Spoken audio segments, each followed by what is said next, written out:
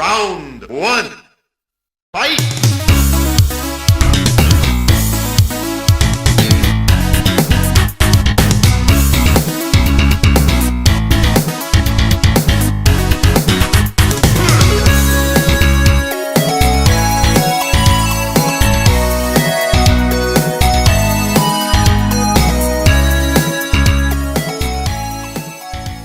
Hello and welcome.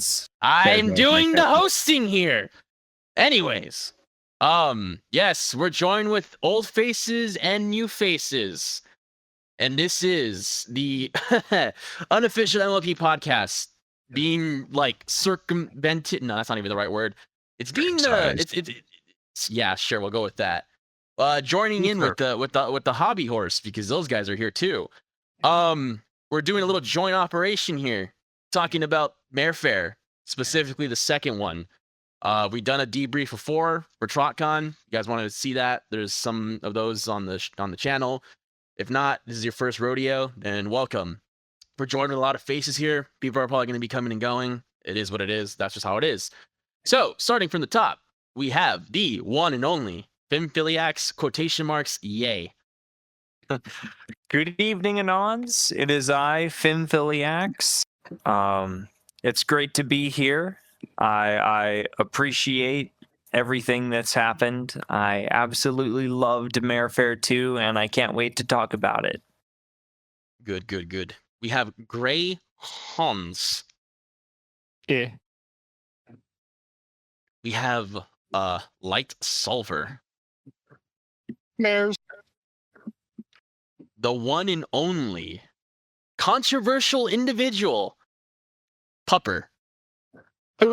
That's not what my name says. You did that on purpose. Okay, fine. It's Poner. Poner is in here. Yay. I am here. We have Pyro. I'm not here. I'm a figment of your imagination. Yeah, figures like most of the Tulpa guys. The Black Queen. Mares. So just letting you guys know, when the Black Queen is speaking, everyone must listen because a black woman is speaking, okay? Just letting you guys know. Yes, that's totally me, a black woman. A zebra is yapping. I can't understand the bind. I will listen and learn. Twy-friend. What the fuck is up, every pony? Completely tossed out the window what I said earlier. And then last but certainly not least, Warbler. I like circles. Circle. All right, so this is going to be the Mare Fair debrief. It's going to be kind of flowing with it. I'm going to say, like, let's not get too carried away on your experiences. I don't want nobody holding like a 10-minute speech or whatever. But a lot happened. A little bit of background info. I'll probably just ask you directly, Twy-friend. Obviously, the hotel that we originally wanted got demoed, and I heard that this was a bit of a last-minute scramble to secure this hotel. Do you mind giving us a little bit of background of what happened? Because obviously, you know, things happened, and you guys did the best you guys could in order to like accommodate what happened. So, do you mind telling us a little bit more? Yeah. I mean, you basically said it. The hotel that we were going to hold it at, we had a contract with them in the beginning of January. We were all set to go. And then in around April, we got word from the news. People were emailing me saying, hey, is this news article true? The window, is being closed, shut down. I was like, this is the first time I heard of it. So we found out, and this was around April, May timeframe. So we had to try and get a new venue real quick. And we didn't want to change the dates. That was one of our requirements because people probably had already started making travel arrangements.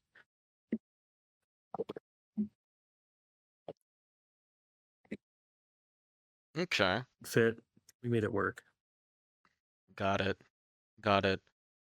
Was the hotel that you guys ended up getting on the totem, like, was it the first, second, third choice? Like, what was the deal with that? Well, we only had two options. when we tried to find another one for the same weekend. The Marriott was affordable, and the other option was, I think, almost $100,000. So we went with the one we could afford. Jesus. Okay. Anybody want to add their 2 cents to that?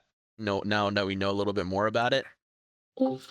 It's a real darn shame. I remember least when the 100,000. article came out, not even the employees knew of what was happening. We were like the first to know before the actual Wyndham themselves knew that they were getting torn down. It's rough. What, really? Yeah, that's what I heard. Yeah, I just Wow. want to say it, for hotel destruction. it's pretty sad. I miss that venue. I really liked it. Hmm. The venue is still there. Really nice. What was really nice about the venue, and this isn't even my idea, this is just an idea that I agreed upon, was just the fact that it kind of seemed like it was like an apartment complex, like a gated community apartment complex. It's full of a bunch of like Tony on this. And it had like this nice little center area that like everybody could meet up at. It was really cozy. I mean, like the rooms did smell good, like mildewy, but like the staff was really friendly and the venue was very accommodating. Yeah, I kind of wish Mayfair could have stayed there personally.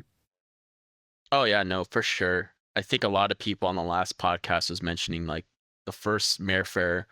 Not only was it a surreal feeling because it happened, right? A lot of people were like, "It's not gonna happen," and this, and that, and it did in fact happen. But just the overall feeling of the first one was just so surreal because of how much like work went into it and how everybody was just I believe Poner said it best, felt like a family reunion. You know, everyone pretty much knew each other, more or less. Groups of friends were like coming together, and it's not like other convention experiences that I've had before, where I've gone to conventions and it's like if you don't know this person, you don't talk to them, and that's kind of like the feeling that a lot of people have at those other conventions. But here, people were being like, "Oh yeah, come to the room party. Oh yeah, we're gonna go eat. Let's go. You know, oh we're drawing over here. You want to join us?" Like it was just I've never really seen that, and for a quote unquote convention that was so full of hate and this and that, I didn't feel it at all, quite honestly. But Isn't that the joke? Isn't that the joke that the most hateful people in the fandom are also the most accepting and diverse? yeah, Apply that to politics, and it's similar. yeah.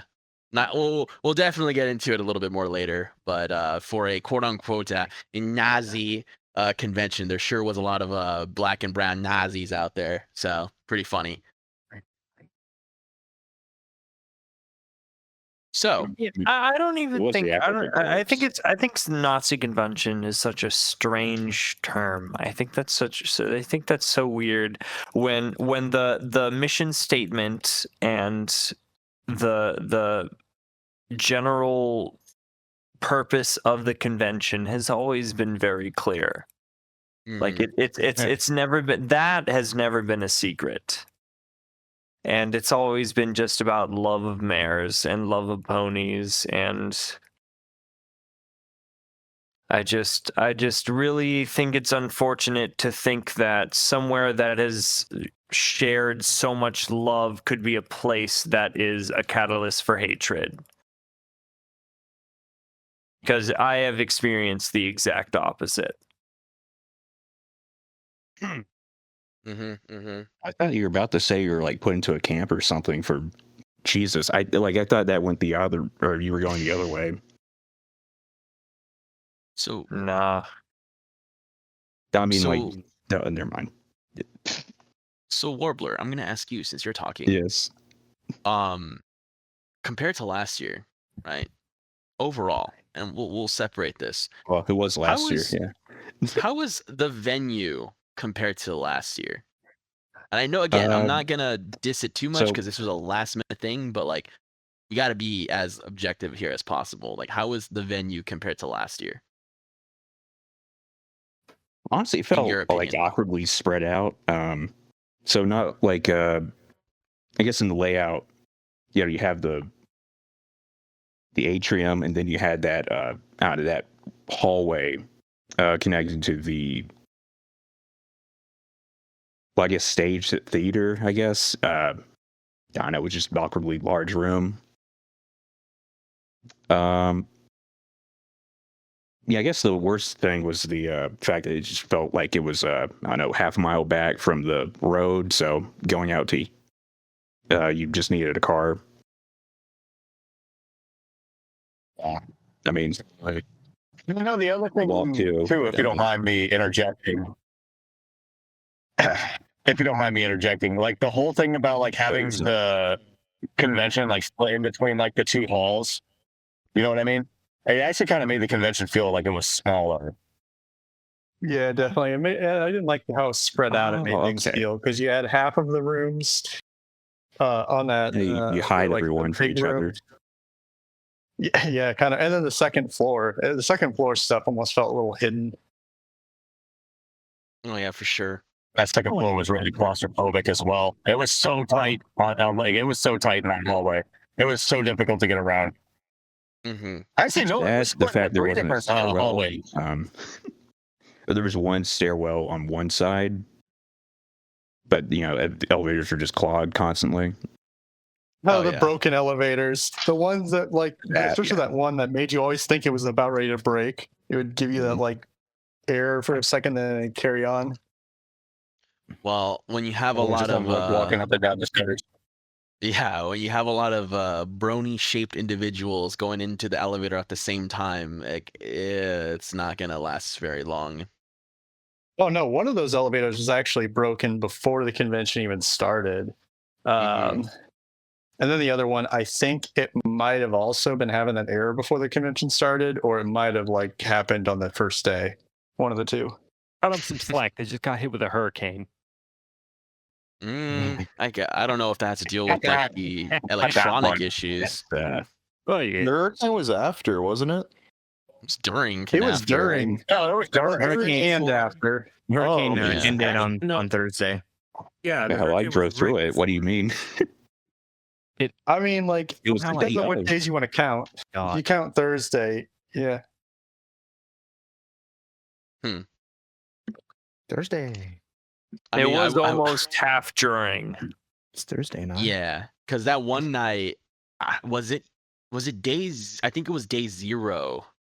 Yeah, day 0 that night. We went to go to the Denny's, and a group of us went, and it was wild because at first it was just really windy, and I was like, okay, like this one, it's windy, but at the same time too, it feels a lot more fresh. Like the humidity wasn't there, so it was kind of a welcome. But when we got out of Denny's, that's when the rain hit, and it was freaking harsh. Like I've lived in Washington, like state, and it pours over there, but I've never been in the middle of a hurricane, and like the rain hitting me, it actually kind of hurts sometimes. And not even counting, yeah, not even counting like all the debris that was flying. Like I got hit twice in the face with like a branch or something. Oof. So that hurt, but I mean, I kind of enjoyed it. I'm like, I'll definitely say like, it's a story to tell, of like being there. And I mean, the next couple of days are pretty normal, like Florida weather, just humid and hot, but not too bad. I will say it was pretty fun on that that Thursday. Speaking about the humidity, because during load-in with like AV and stuff on Thursday, we set off the fire alarms, I think 2 or 3 times, just from opening the front door, because the humid air would come in, all that would condense inside the cooler building, and they, I guess, like get into the fire alarms and set them off. Oh yeah, dude, the AC in the buildings was just, ugh. Oh, the year before that, I mean, AC was busted. Yeah. You know what? I'll take really good AC over Slightly no AC. better. Yeah. Mm. Hey, we didn't have anybody walk past the vendor hall going, "Ew, that smell." I only went in the vendor Honestly, hall once. Go for it, Black Queen. The humidity outside the venue was a lot worse than the humidity inside the venue. Is what I could feel of it. I've never been to Florida. This is my first time being in Florida. Oh yeah, the humidity outside. You guys talking about stinky events that happen in there. So, hey, by the way, you open pony general guys, you guys need to take a shower. They'll stink. I want to they'll have some smelly pokes. Oh yeah, no. Me me and Wolfie can attest to this. I wish he was here, but there was a time where we were going back to our room to grab some stuff, and the door opened. There was this like rat-looking, brony-shaped individual, and he just yells at us. He's like, "Oh, I have some new victims," and it's like, "What?" You know, and it's just we walk in the were you? elevator, and it just smells like death in there. And the whole time he's just looking at us with a weird smile, and I'm just like, all right, this is slightly uncomfortable. But yeah, like some of you need to shower more. This is I don't understand what the appeal is to not shower, but just it literally takes 2 minutes. It's not that long. Maxing. There's some overlap between Redditors and horse enjoyers. Yeah. Well, you know what's really funny? And what's really funny is like, Yeah, or/mosh. At Mare 1, we didn't have the odor problem. Like nobody stank at Mare 1. And it was like the AC was busted, wasn't it? What are you talking Yeah. about, Pyro? What are you on about? All right, one What at are a you time. talking about? What happened? Pyro, What's like, your Mare go for it? Fair 1, man, even day 0, no, even before, like, yes, maybe even on the Wednesday, there was some bronies like in the lobby, and you walked by and the stench coming off of them fucking hit you. Not to mention in the vendor hall, I had to sit by one of the vendor hall doors that could prop it open because it was getting really hot in there. And there was some people from like some other event, like some business people, just happened to be walking down the hall by the vendor hall. This is Mare Fair 1, just to be clear. Yeah. And like several of them like clenched their nose and went, "Oh my god, that smell!" It was funny. Maybe I've gotten used to it over the years. Yeah, I mean, you do Yeah. live in Florida, so Nah. Yeah, I'm fairly certain I had a heat stroke in the first one. Just walking around in a suit, Yeah, that was you. and then I just like, I don't know. I just like just started shaking. Mm. I will say though, this experience compared to last year's, room party wise, and that's what I was gonna ask you, Twi friend. Did you get any complaints from the hotel staff? Because there were some room parties that I was either just getting to that had to be shut down because there was like quote unquote too much noise, even though in the rooms like everybody was like basically whispering to each other. The pizza party, we managed to get like an hour in before they're like, okay, like we need to start getting people out of here because it's getting too loud. But did staff come up to you guys? Because there's like a rumor going around that like they wanted to like basically kick a lot of people out because of the noise. Did they not know that there was going to be like a massive convention and whatnot, or like what was the deal with that? No, they were aware. We talked about it. I told them that we should room our attendees with other attendees as much as possible, and keep space between us and other attendees if that's possible. I told them that a few times. I never. So, I mean, I did have a very brief discussion with some of the staff at the hotel afterwards. The general manager and the sales manager and event manager. Um, they I mentioned the noise, and they were like, well, yeah, we kind of expected that. It's not too abnormal. But they didn't seem like upset by that or anything. And they never talked to us before or during the event. They were never like, oh my God, get your people under control. They never actually approached us about anything like that. They were just like, they didn't say anything until afterwards. And they just said, yeah, that's normal.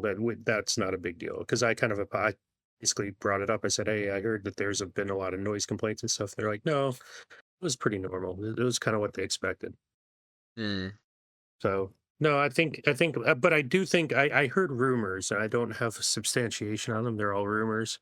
I heard rumors there were some hotel staff that just didn't like what was going on for whatever reason, and they were going around hallways with noise meters.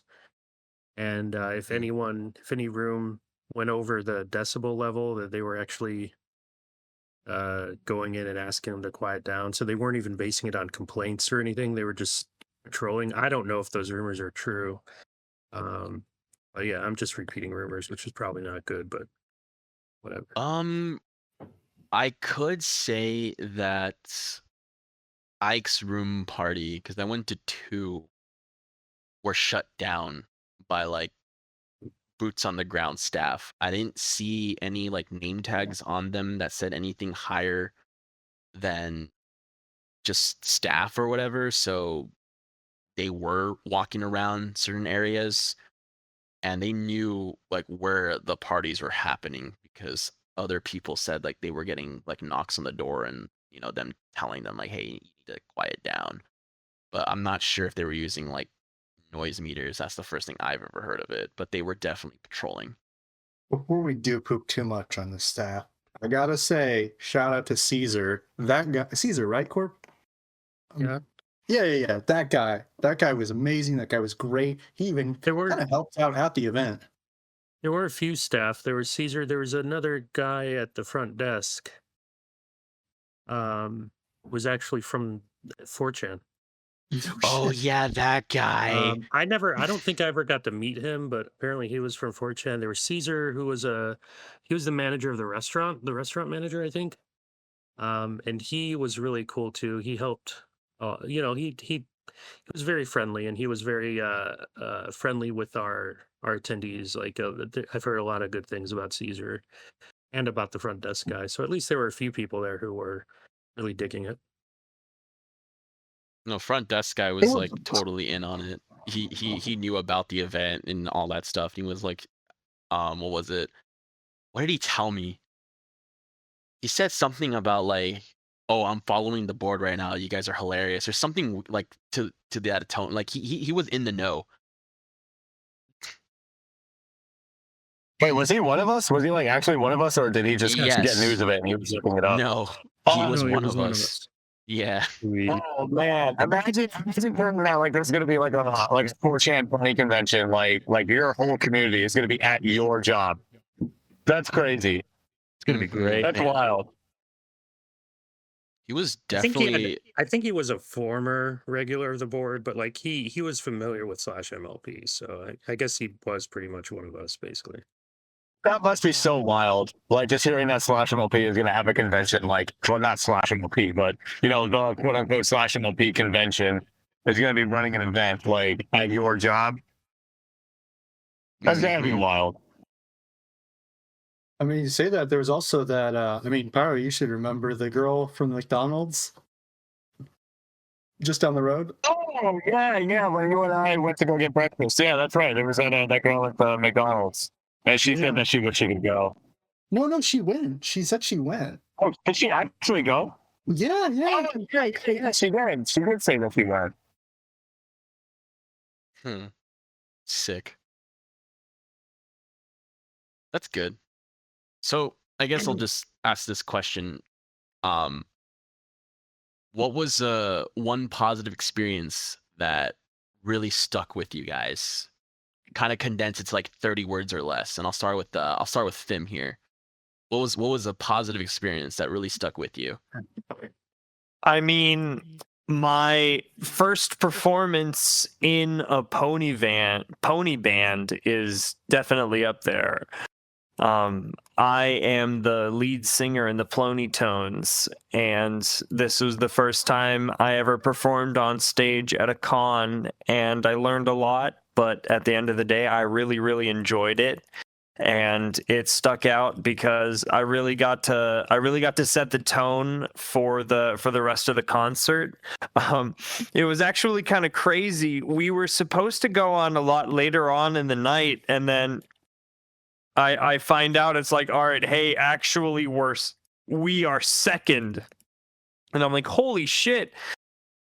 And I had totally expected to have a monitor for the lyrics because I didn't have all of the lyrics down pat. I was really nervous, and I eventually they were like, hey, you're going on second, and I said, all right, well, I got to do the best I can. And so I sang and we went on second, and I really enjoyed it. And it was something that I really look forward to for the next time. And it was just something that I'll definitely never forget. was a long 30 words. Huh? Food at party. Yeah. That's all Amen. right. This moment, let him have it. He's a rock star. He can do it. Yeah. Fine, you get 60 words. All right. Well, I mean, it is Nah, what it it's is. fine. I'm But just Gray, giggling out. what? I know you talked about some of them on the previous podcast, but just maybe you can have another positive experience that you can share with us. Whom? You, Gray. I said Gray. Oh, missed that. I'll tell you, really, I would say one of the best things was like fly in, flew in, everything went smooth, perfect. Got in as soon as I arrived, as soon as I got my bearings, went in to the first panel that just stuck out, and my buddy is hosting it, and I had no idea. It was just by chance. The pumpkin spice one, that incident. Mm. What is it? The pole, jumped on it. Nobody? Nah, I didn't go to any panels that much because I was running around. Sorry. Understandable. It was great, to say the least. I got an encore. I met the guy at Trot. That's where we did the after parties there, so there was already a level of rapport there. But yeah, that was great. Cool. I'm gonna keep it short and simple. Just hanging out with the boys. That was pretty good. After not seeing some people for like a year or even 2. So good. Always good to catch up, and it was very cool for that. I definitely have more to say about my negative experiences, but I think that was more from like other attendees than it was for the actual con itself. So I'll keep that for the next topic. Light Solver, what about you? What's one positive experience that stuck with you from the con? Man, Friday or Saturday night, whatever it was, one of the other guys, Sigil, he was doing line management for the After Dark Hall.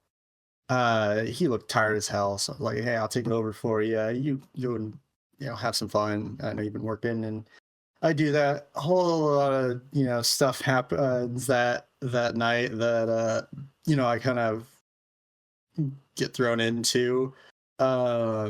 But then the next day, Zemming, the ops lead, they pull me aside, and I was actually on AV, but they pull me aside and they're like, yo, hey, you did great last night, and we really appreciate like you stepping in and helping out, and so they made me honorary ops staff, and that was really cool. That was really cool.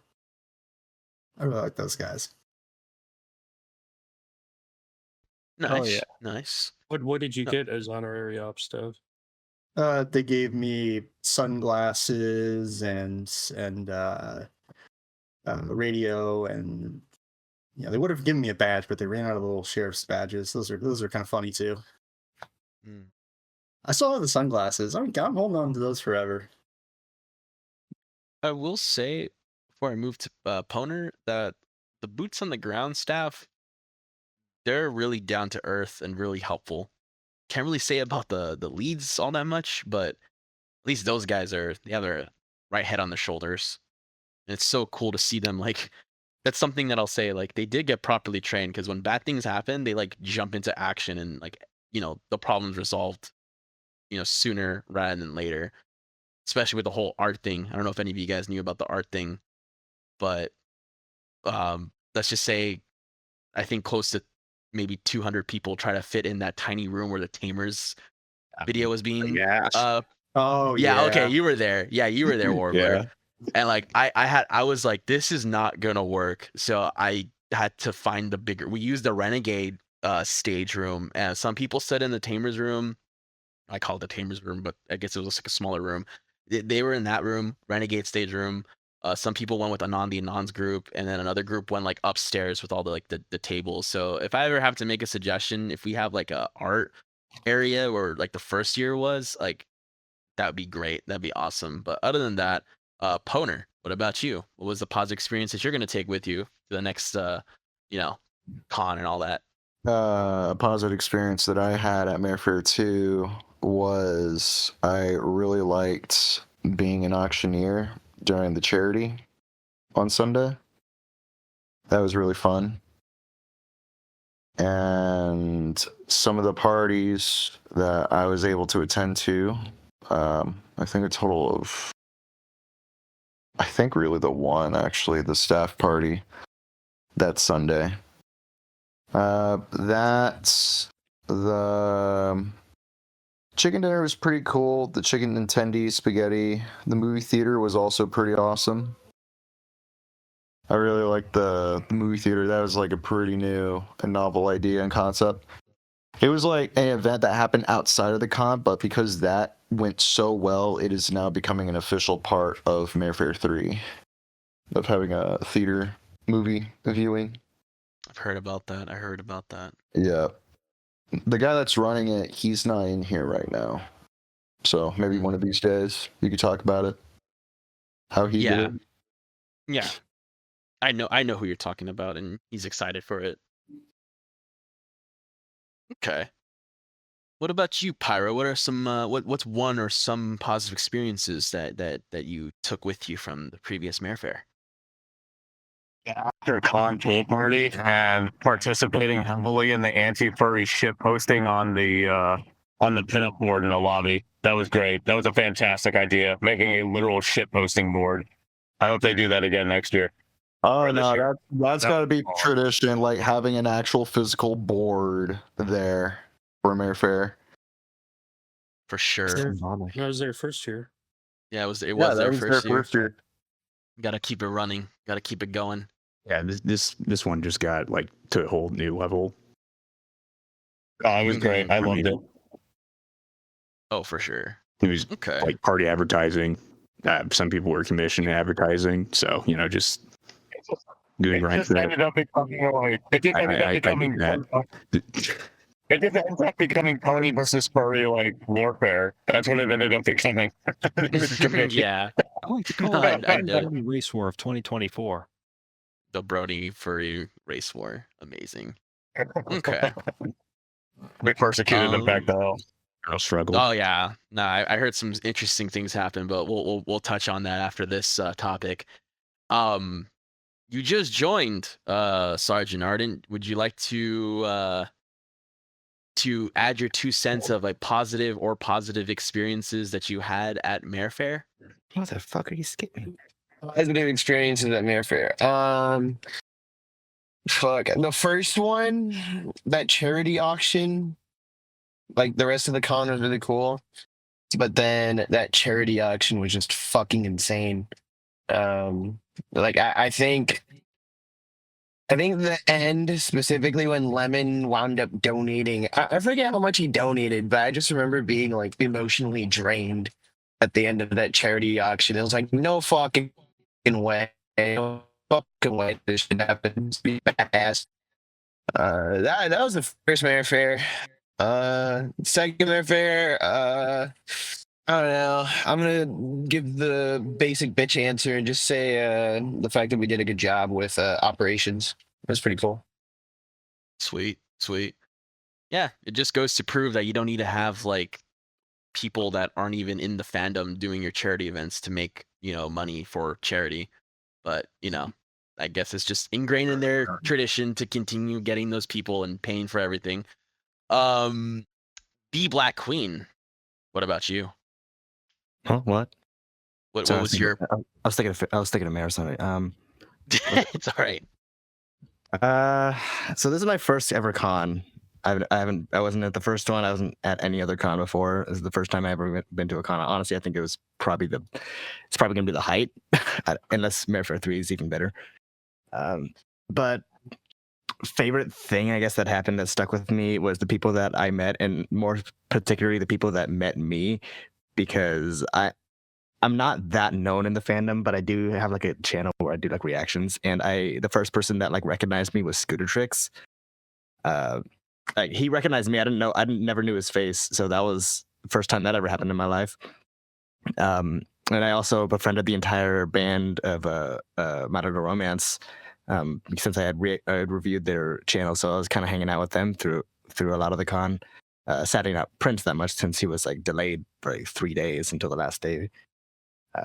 But I'm a music guy, so my favorite part of the con was the concert, of course, especially the Monitor Romance one for the next day. Even though I'll get to that for the negatives, but overall, I love the concerts and shit.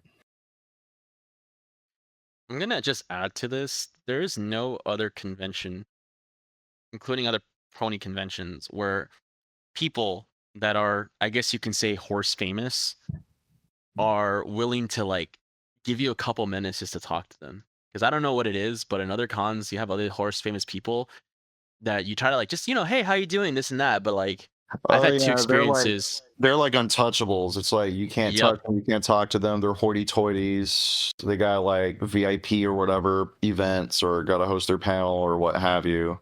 But in Mare Fair, since there's not like an official guest of honor list, like everybody's just as much of a con goer as you are. Mm-hmm.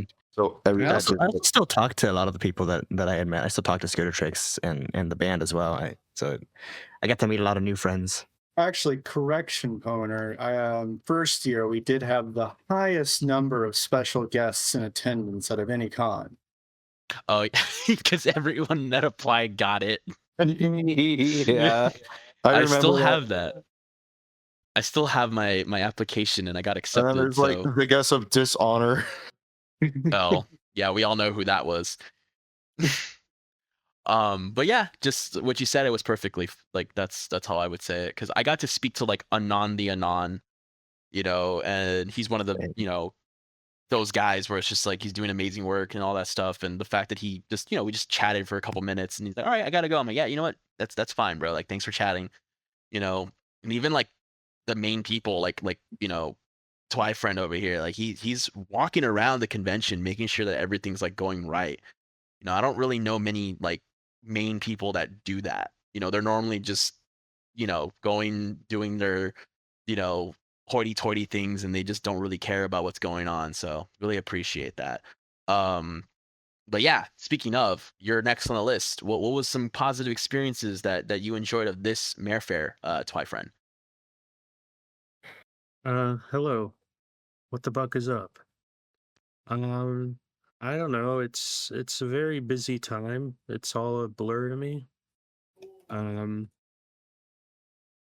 really liked the results of the auction. I think I was really flabbergasted. I did not expect that at all. I was happy that so many people were able to make it to the con this year or last year. Even though there was a hurricane right before, it was kind of close, but not quite hitting us, but still close enough to cause a little bit of weather and some delays at the airport. Some people.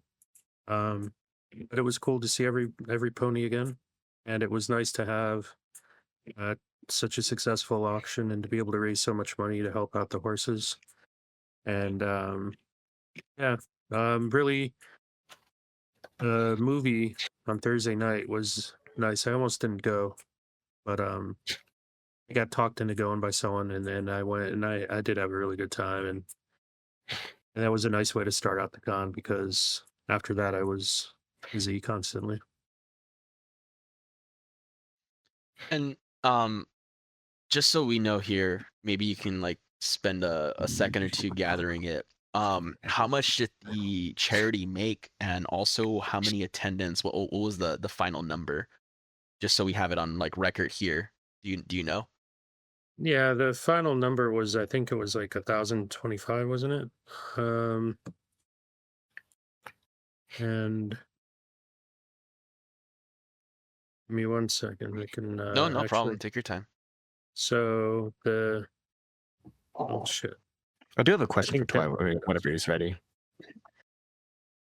Yeah, so the charity did super well, and we did a really good job, and we did exceed our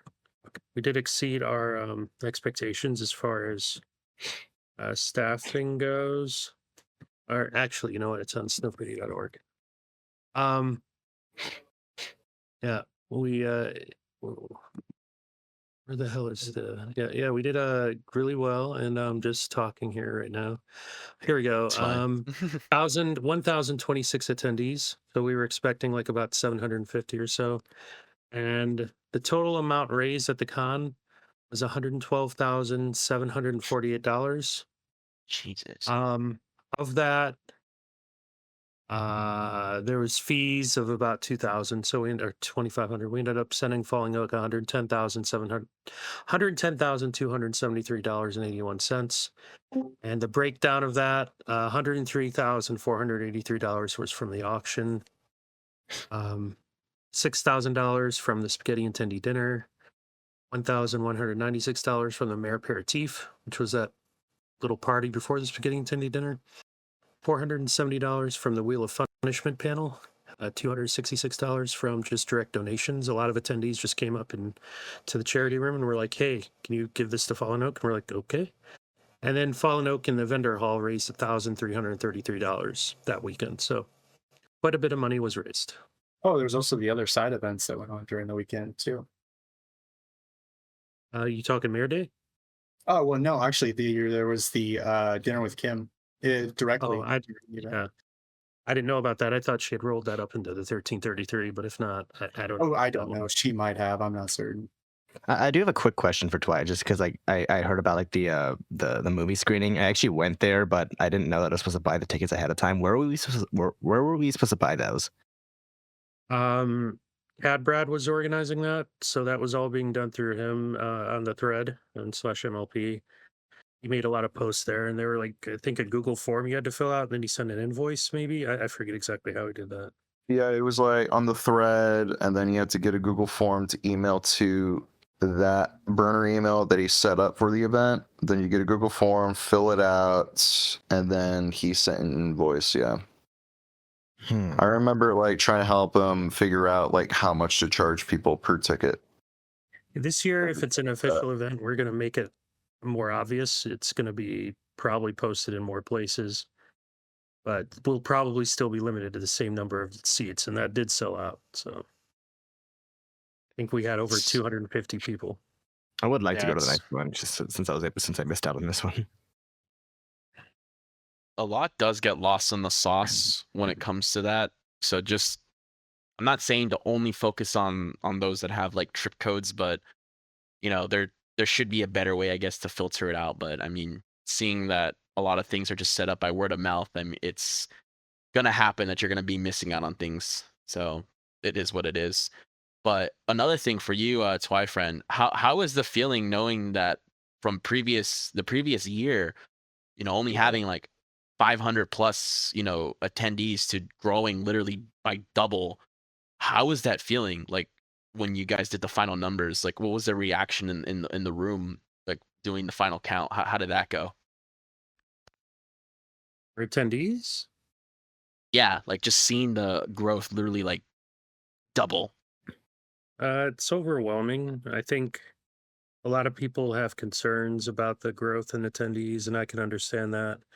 You know, there's not really a whole lot we can do. A lot of people just want to come to Mare Fair. They want to have fun. They've heard the stories and some bad stories, but I think most of the stories are pretty positive from the people who've actually attended. I think next year we're expecting a more modest level of growth. I think I find it hard to believe we can continue growing at that sort of rate. I don't think that's sustainable. I think we'll probably see maybe another 100 or 200 attendees. Realistically, we're probably going to lose some and gain some. But yeah, it's kind of overwhelming. You know, we weren't really prepared for that many people. Like I said, we were thinking 750, 850 at the top. So we kind of exceeded that expectations, and we were at the limit really of what that venue could handle. Like we were right there at the upper limit, which is why it might have felt crowded. And I felt really bad about that. But like once we realized we were going to be so many people and everything, I was like, well, shit, it's too late now. You know, we're kind of stuck here. We've got to make it through this year. And next year, I'm going to make sure that, you know, the new venue is going to be much larger and able to handle a group of this size comfortably without feeling crowded. And I think we've done that. So. Yeah, I mean, I just want to echo. Oh, no, robot. Oh, sorry, you're he's dying again.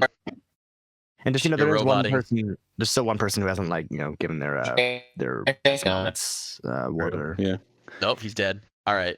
What? Well, yeah, go he for it, is. Warbler, and then I'll All add right. my 2 cents after to that statement. Honestly, I kind of felt really empowered. Just being able to talk to people that share my completely degenerate likings of sizes per se. And I don't know, like I don't know. I don't know. My art felt valued. I mean, not just like the circle part, but also the making fun of people with circle. I mean, Good I had for you, a Warbler. Good Christ, for you. who recognized me for like not just the Woot stuff, but like the who do Purple Tinker Fat? Who recognized that? Christ. I mean, I recognized you the first year. I Oh even no, took it was that. the J I Freed. took that Yeah, picture. no, not J It's- Freed. No, not J Freed. No, J Holler. That was kind of amazing that I learned my stuff like spread that far out, or got that many eyes on it. I don't know, just huge morale boost, I guess. Like a lot of things, there's a lot of people hiding in the dark. Oh no, for Well, sure. I'm not into Stripe. Well, Warbler, let's be honest here. You're kind of like a fandom meme at this point for what you did back during the whole like Derpy Brew drama. Yeah, it's fair. Literally Later I need punished to Warbler. summarize that for me because I caught like the incorrect side of it allegedly, and I don't know, and I was There are whispers of people that want to do a deep dive on that, possibly like a funny iceberg, but that's definitely going to take a lot of work. It's not something you do on one sitting. But to add to what Corp said earlier, I was surprised how much people ended up showing up, and will say like I don't think it's gonna have tremendous growth either because I believe next year's con lines up with Galacon, so a lot of Euro bros are gonna have to like pick and choose like whether going to Galacon or to Mare Fair. But either way, like Mare Fair is starting to look like the party con for MLP. It was TrotCon, but I believe they got dethroned, so good for them. Any last 2 cents? I know there was a individual or two that joined in. Would you like to say anything, or you're just listening?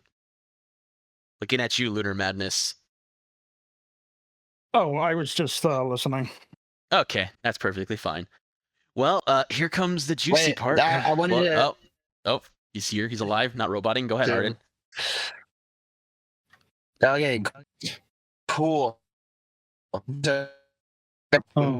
He's still roboting. Yeah, man. No. Look, God if damn you it. want to type it out, I'll read it. Okay, here. Oh my god. Okay, while he's doing that, We're all professionals here. we're all professionals here.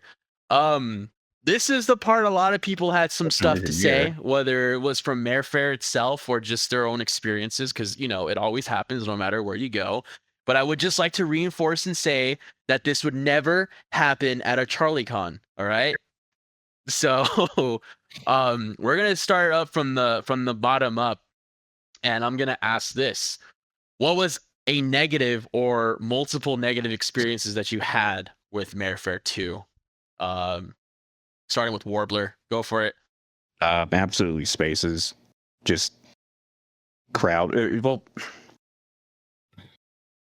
I mean, the only venue that I never felt was crowded, or I guess place in the venue was just the giant auditorium. Like everything else, Lord, like it would just get if there were seats, it would just get hot with everyone in it, like in the room. So that's right there. Can I go after Warbler? Yeah, you can go now. Okay, I guess you got to go. All right, Up go there. for it if you got to go. Yes, I just want to say just how spread out it was, and I know this is going to be solved by the new venue, but definitely don't discount the value of a good venue, because having things spread out between floors and being hard to access can definitely affect a person's experience. Yeah, that's probably going to continue. That's Oof. okay. You win some, you lose some. Okay. Well, this is going to be interesting for you because I know you have both a attendee experience, but as well as like leadership. What were some negative experiences that you heard of or had yourself, Twyfriend? Well, I heard a lot of people did get some really. Our attendees were a bit not always on their best behavior. There were a lot of people who had a very poor time because of the way they were being treated by others. There were a lot of people throwing around slurs, like loudly in public areas of the hotel, which go completely against the code of conduct and probably the hotel's rules. And I'm really surprised none of them got kicked out of the hotel, or even the con, which really should have happened. There, just people being a little bit rambunctious. It could have been like a lot worse. Like things were pretty well behaved, but yeah, I just remember the first year at the Wyndham, what I got from the staff there was, oh my gosh, your attendees are amazing. We've never seen attendees like this before. They're so well behaved, et cetera, et cetera. Everyone's just very polite and cool and just, not causing issues. Whereas I didn't really get a whole lot of complaints from the Marriott either, but like, I feel like our attendees weren't quite the same. And maybe that's a result of having more attendees. Maybe more of the shitters ended up showing up and causing more problems than we had the first year. I don't know, or maybe it was just a mix of people or something in the air. I don't really know what happened to cause that, but I really hope that we don't have a recurrence of that at the third year. I hope people just are chill, just have a good time. You don't have to be there to mess around with other people. Like if they're having a good time, let them have a good time so you can have a good time and we can all have a good time. That's what it's all about. Just mares and hanging out together. It doesn't have to be about anything else, really. May I jump in after? Because I actually something to go off of the Twyfriend's thing. Sure, go for it. That I remember it was something similar to, related to gamer words and the spouting of them a little louder than they should have been. I remember witnessing it a little bit. What was it? Man, it took me by surprise. I was like, Jesus, quiet down, Christ. Like, Yeah, man, I really wish those things had been reported more, or at least I wish staff could have been there to have handled those situations when they came up. And I feel really bad because I had more than one attendee come up to me, and not until like way after the event, which kind of is another thing. But I didn't find out about this stuff until after the event. I was reading the ops reports and I was reading it in there. So, ops was getting some reports, and I was like, oh my gosh, I was just kind of like face palming. I was just, I can't believe this. But I know there's a lot more than what got reported, and I feel, personally a little bit responsible for that. Even though it wasn't me, I just feel like we just didn't have enough staff on hand to really help with those situations. The staff we had were doing their best, but they can't be everywhere at once, unfortunately. oh yeah, naturally. I mean, that's completely understandable. And also, one thing is once you get painted with the label of like, oh, they attract this crowd or what have you, and then it becomes an advertisement for said, which I mean, but obviously cracking down probably would not be the best. One thing a lot of places do, they overcorrect in a certain regard, and it just but also at the same time, maybe yeah, it's kind of a weird balancing act, I'd imagine. Well, I mean, it's just simply said, like, just don't do it. Well, yeah. But a lot of them, whether if it was actually them or not, were just like, well, fuck you, I'm gonna do whatever I want. Like, it's a free country. But at the same time, it's like, well, you know, there's policies and code of conduct that, although let's be honest here, like maybe 99% people don't read. When you buy that badge, you agree to, you know, terms of service. The country exactly, might be free, but the hotel ain't. Well, the exactly, big thing is that yes, they may have those, but also they have the right to refuse service. So you know what I mean? Goes hand in hand there. But yeah, really, it's just you know, how do we? Well, not we. What am I even talking about? But yeah. Oh, I will say that names were recorded. Maybe not all of them, but names were recorded, and it's very easy to tell who's who because they're all in the same little groups with each other. So even though you may think like, oh, ha ha ha, I didn't see my name on the list, it's like, well, all of you guys were in the same damn group. Proximity. So yeah, it's like it's not that hard to kind of put two and two together. But hey, I'm not ops, you know. I was um I was told, I had my own experience where I was told to tell some guy to take off his, you know, Make America Great Again hat. Again, I don't care, you know, that you're wearing that. It whatever, I This don't, isn't but Pol Chan. This isn't yeah, PolCon. Just you yeah, know, like MLP Con. yeah, like I Yeah. would have done the same thing if you were wearing a freaking you know, Harrison whatever, I forget the guy's name, hat too. Like I would have said take it off, and like the guy, it wasn't hard to have him take it off. I'm not trying to jerk myself off here, but like, you know, I just looked at him once. I'm like, hey, take it off. It goes against the con's policy. And he like whispered something under his breath. And there's another staff member next to me. So I was like, dude, like, if you're gonna say anything, just say it, but just take off the damn hat. And he did.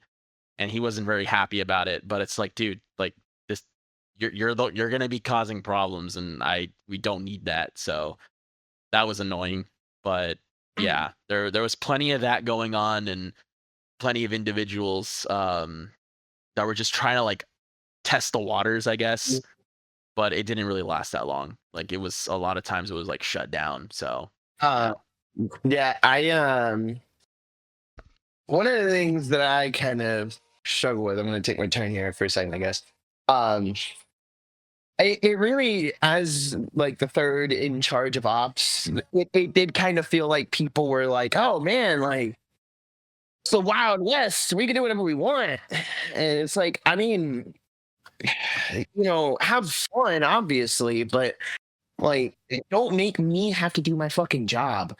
And, you know, like I had to deal with like a guy wearing like a MAGA hat, and, you know, like I don't give a fuck. Like in any other circumstance, yeah, do whatever you want. But we're already kind of going up against like a bit of shit, so to say.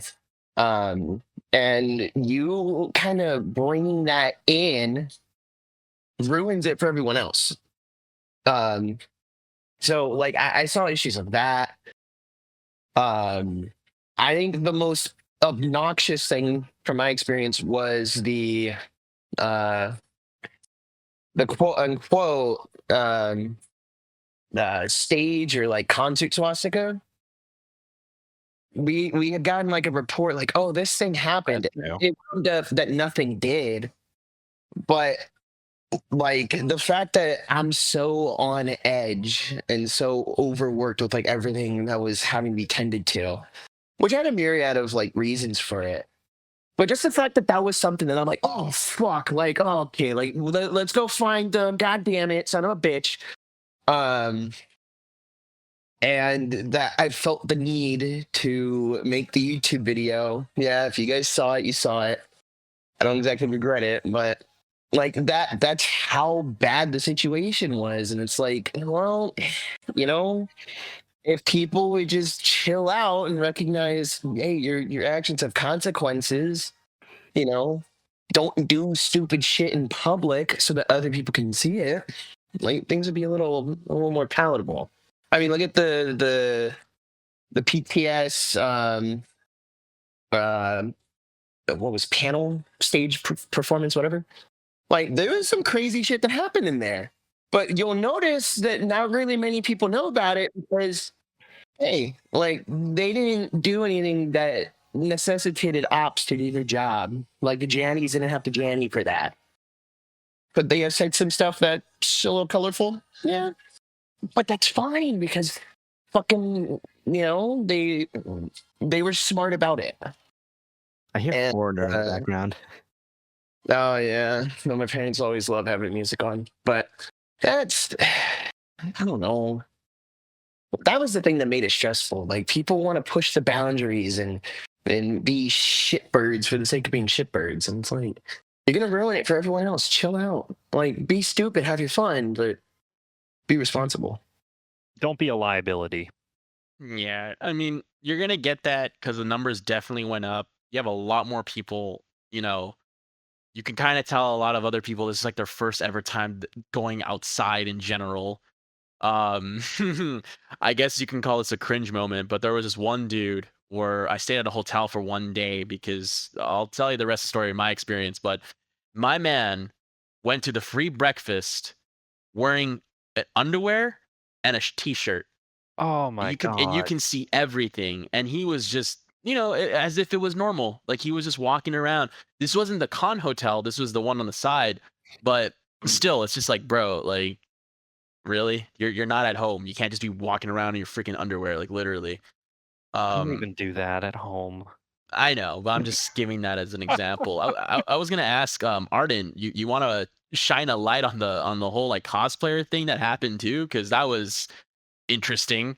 um Above my pay grade. I know I had to go to you and be like, hey, this guy is the attendant relations guy, like if you want to talk to him about that. I mean, you don't have to go into super much detail, but their experience is definitely like valid to what happened. If it's who I'm thinking of, we had someone who was getting accosted for being a furry. If that's the one you're talking about. I'm talking about the cosplayers, like their experience with some stuff, and like okay. that opened a whole can of worms. That's a good one. I got to be quick about it. But basically, so there was a dude who was holding a cosplay contest. And if I didn't get the chance to talk to the guy, but if I understand his perspective correctly, he was just expecting a bunch of bros to come be stupid for a panel. There's nothing wrong with that. But there were normies that came that were like, oh, we're expecting an actual cosplay contest, which a lot of the pony fandom does, and they're very serious about the cosplay contest. And so you get a bunch of dude bros that are just wanting to have a fun time, and then you get a bunch of other people who are like, oh, we want to take it serious. And the cognitive dissonance between those two groups resulted in a lot of people feeling really uncomfortable. And it was to a point where I guess like people were feeling like they're being like sexually objectified, creeped out, creeped on. It was just a big old mess. Like I was thankfully there to talk to them and get things resolved. But I think that was kind of a symptom of just how quickly and how big we grew, because we're getting people who aren't used to the atmosphere that Mare Fair's usual crowd kind of brings up. And you're also getting, these guys who are like, hey, like we've got our in group who are these outsiders. It's like oil and water. It doesn't really mix all that well. Well, that costume contest was originally set up. This is kind of like a miscommunication thing. It was originally set up, and it was talked about in the thread like months before. They're like, hey, wouldn't it be funny if we had a costume contest where everyone just comes dressed up as a non? And then we judge each other's Anon costumes. Like that was the idea. And the name of the panel was like a non cosplay contest or something. But then Ike, who was the events lead, was like, well, why don't we make this into a generic like cosplay contest because other cons have it. But we let attendees run it. Most conventions, their cosplay contests are actually run by volunteers of the con. But we let attendees run it because we thought it was just kind of, people running it were like treating it like a joke, because that's what it was. And it was just called cosplay contest in the schedule. So the people attending, a lot of them are probably like, this is a real cosplay contest. So it just created a lot of bad juju on both sides, I think. Basic miscommunication. Yeah. A dissonance. But the good thing that did happen was that they were able to like talk to someone in charge right away rather than like letting it boil over. Because I wouldn't say maybe here, but cosplay is a pretty decent staple in most conventions. So it'd be kind of sad to see it like develop, but then die literally by next year because some people had bad experiences. And these cosplayers talk. I mean, I talked to a few of them after the fact, and then the next day, talked to them a little bit, and they're in a big group, and they were kind of iffy to come back next year and invite more of their friends because of what happened. But like I said, Yeah. Arden took care of it, and they were more on the side of like, yeah, we'll give it another chance if like things go better and whatnot. So I hope to see them again. But I mean, it is what it is. I know we've been jumping around a lot, so let's go back to the order. The Black Queen. How is what's a negative experience or experiences that stuck out to you from this convention? Oh god, the front of house system during the concerts. I was really upset about. Like in the live setting, like if you're just in the hype of it, like it's fine, I guess, but it did cause a lot of delays. And when I would like check back at the recordings, especially like the Mare Romance recordings, they were not mixed very well. I even had to like jump on stage to like fix a microphone that kept falling because apparently this wasn't even the right fit for the microphone holder on the microphone stand. Like it was not the great. I went to school for audio engineering. This kind of stuff bugs me. Want to be on staff? Sure, I guess. I mean, does that mean I have to fly out like an extra day in advance or something next time? No, not necessarily. No. Hmm.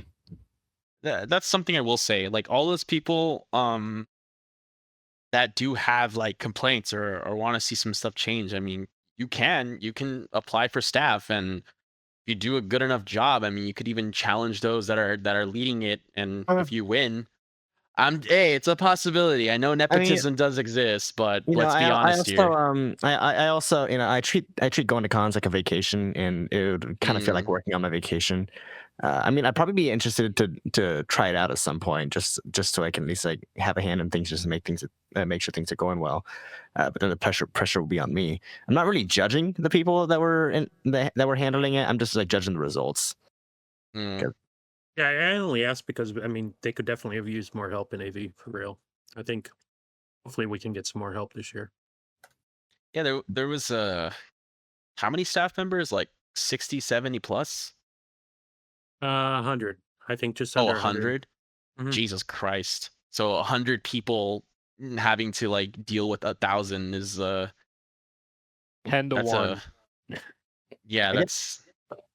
I guess the other stuff was that just LionCon, but I also get it because it was a smaller venue than the amount of people they were expecting. Yeah, not too bad. I'm not gonna judge the venue too much because it was literally a last minute thing that had to happen in order for the con to happen on its dates. Okay. If you want some flow to the ideas being discussed, I could go. Since we are going out here. And then we'll jump back to Poner. So go for it, lights all. Sorry, Poner. I got 15 minutes, man. I gotta be like somewhere else. I gotta be in another. Go for it, Poner. Go for it. Okay, fine, Poner. Go. Okay, so I got. You're 15 and on. Sorry. I don't want to hurt Corp's feelings, man. But man, I could really like twist the knife on this one. I just had like a lot of experiences where like I just like talked to a bunch of my friends and everything to where it's like Mare Fair 2.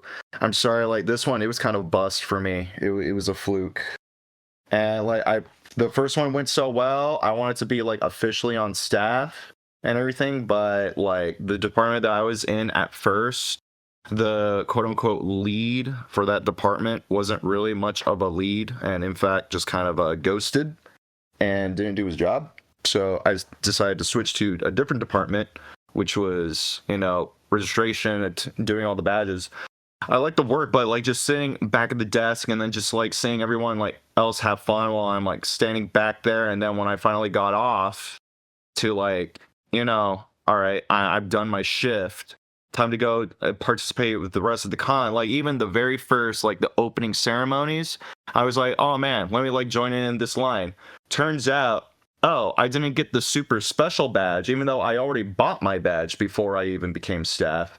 Oh no, you don't get any privileges or anything like that, or any tiers or anything like that. I gotta go at the back, all the way at the back of the line that stretch all the way past through the hall into the main lobby, up the stairs, and into that second floor. And I didn't even get into the very first, the main hall room, and I went to the overflow room.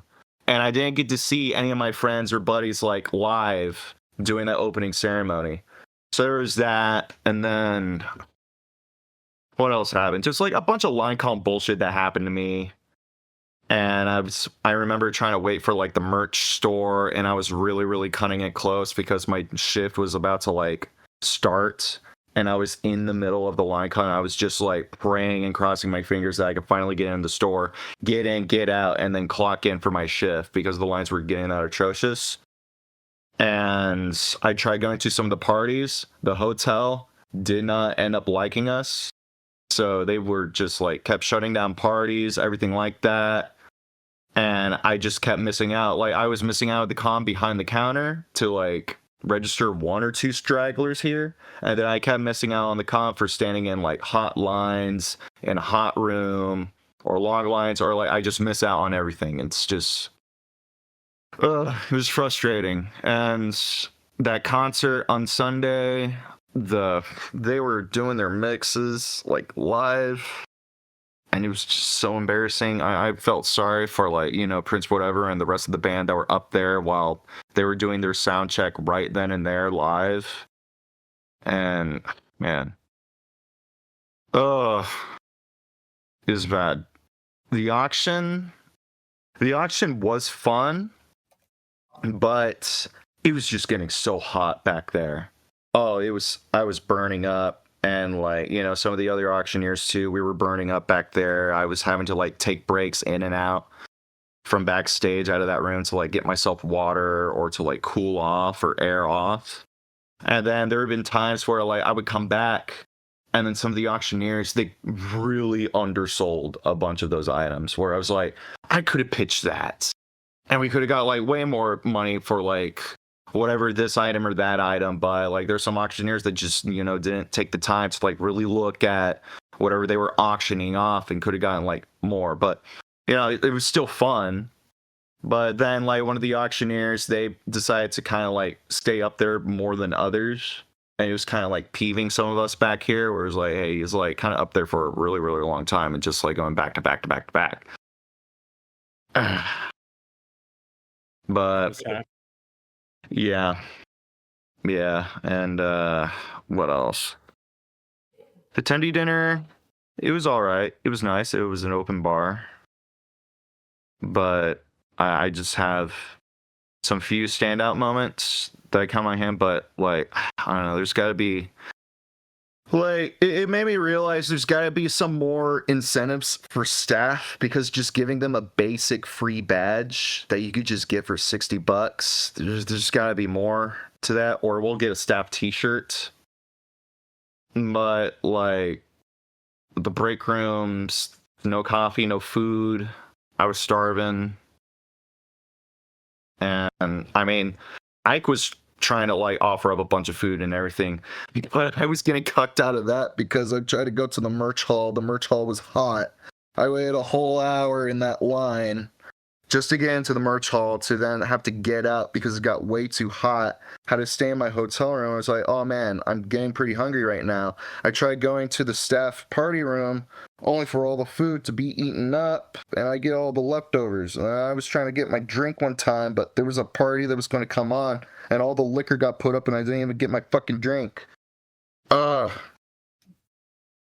I could go on, but you could probably just edit or cut all of this out. No, It's it's probably fine. me just like, complaining and just being bitching and moaning or whatever. Yeah, I mean it's Actually, it's your I could talk. experience. Yeah, It's I your could talk a lot experience. on No, this Pone. too as well. I got some things I'd like to say. I'm like, dude, like the plush meat too. Oh, the plush meat was like the worst of it. It was like we didn't have a dedicated room, so we had to use the big room for you, Renegade room. And there was just so many people trying to get their plushies in, so we were all waiting in line just to line up our plushies, and then we rotate back into the same line, rotate back to then take pictures, and then we had to rotate back a third time, a third line to get our plushies, to reclaim our plushies. So one to set up, another rotation to take pictures, and then one last rotation to get our plushies back. That took up so much time. And you spent more time standing in lines than participating doing the actual real con. I didn't even get to see any of the fucking panels that I wanted to see because of all that. I mean, like, you know, stuff. But, you know, that's part of volunteering. But, you know, I learned that, you know what, like, cons for me, it's I want to enjoy the con. Mm-hmm. Yeah, no, Poner, I can definitely appreciate what you're saying there, because that's a big chunk of why I initially wasn't going to staff this year, and then decided, like, I'll staff like in the most bare minimum, you know, sort of way, so that I could still, you know, be part of staff, but, you know, I'm not going to be working as much. I will say though, I do think that the best solution to that is getting more volunteers, because if we had more volunteers, it would have been better managed. Again, I think it was like for every 10 attendees, you had one staffer. So there's, you know, it was a very overwhelming amount. Plus the layout of the venue didn't help. But yeah, I mean, that's the importance of volunteers. Everybody, you know, wants to come to have fun, but, you know, who's drawing the short straw and, you know, being the guy that does all the work? Look at it that way. Well, are you exactly drawing the short straw? Is it something that you enjoy? Is the work worth it? That's like a whole conversation in and of itself. But no, I don't feel too bad about like complaining in the way that you are, because I mean, I do cons all the fucking time and I feel very similar. So, you know, it's pretty valid what you're talking about. I also got like some other concerns and questions about, you know, the future of Mare Fair and, you know, things about its identity and where to go forward, because, you know, we just broke 1,000 on the second year. And there's already been talks around here and there in this group and outside groups of like, you know, this is going to be a whole other topic that's you guys will probably discuss by the time that I probably leave here in 9 minutes about, you know, the future of Mare Fair, what is specifically is Mare Fair. There was even like the very last panel where it was like a Q&A with HPIC and Twi Friend. So you guys could probably talk about that, about, you know, we're now getting a mix of, you know, the 4chan people and, you know, the outside normies that aren't in the know, you know, along the lines of that, right? So, Yeah. but I'm already going off on a tangent, but yeah, I just had more negatives than positives this go around for Mare Fair 2. Well, it's I hate to say this out loud because you're valid, but like it's valid criticism. And at least some of the people in here that do have a staff role, or even having one of the big men in charges, that he's willing to listen. So that's already asking for enough. But yeah, that's definitely another topic. Thank you for bringing that up, because it would be interesting to have it laid out, because I've also heard that some people have different visions than other people, and this and that, and there's some infighting going on that it's being denied, yet it constantly gets leaked, and that's just not a good, you know, look. But at the same time too, it happens to every con except for the Charlie cons, because those are perfect. But yeah, I've heard some whispers about that. I heard whispers about, you know, people breaking away and starting their own conventions because, you know, oh, if you could do it, then I can do it. So it's, yeah, I understand that, but don't want to get into it too much. Yeah. Lights. Real quick. If you have any Hold on. questions, I'm always willing to answer. Perfect. See, we got one ear that's willing to listen. Yeah. So. Well, I just also want to. all right. Record, Hold the phone. Okay, yeah, let Light Solver, because he's been No. waiting. You got I just cucked. You need got 5 cucked. seconds. I just need 5 seconds. Okay, fine. 5 seconds. alright. Go, Light go, solver. go. Light solver. Yeah. You have a whole 10 minutes after this. Go for it, Arden. Okay, I just want to say fuck Charlie Cons. They can eat my whole ass. I just needed to put that on record. Yeah, fuck Thank Charlie you. Cons. Charlie Con. Thank you. If you know, you know. All right, light solver, go for it. No, I was just gonna say, like, I really did harp on what they've all been saying. The appreciation for staff, the amount of infighting and drama this year. I mean, really, there was signs of it last year, but this year it felt particularly bad. And Last year. What'd you say, Corp? Last year. We're in 2025 this year.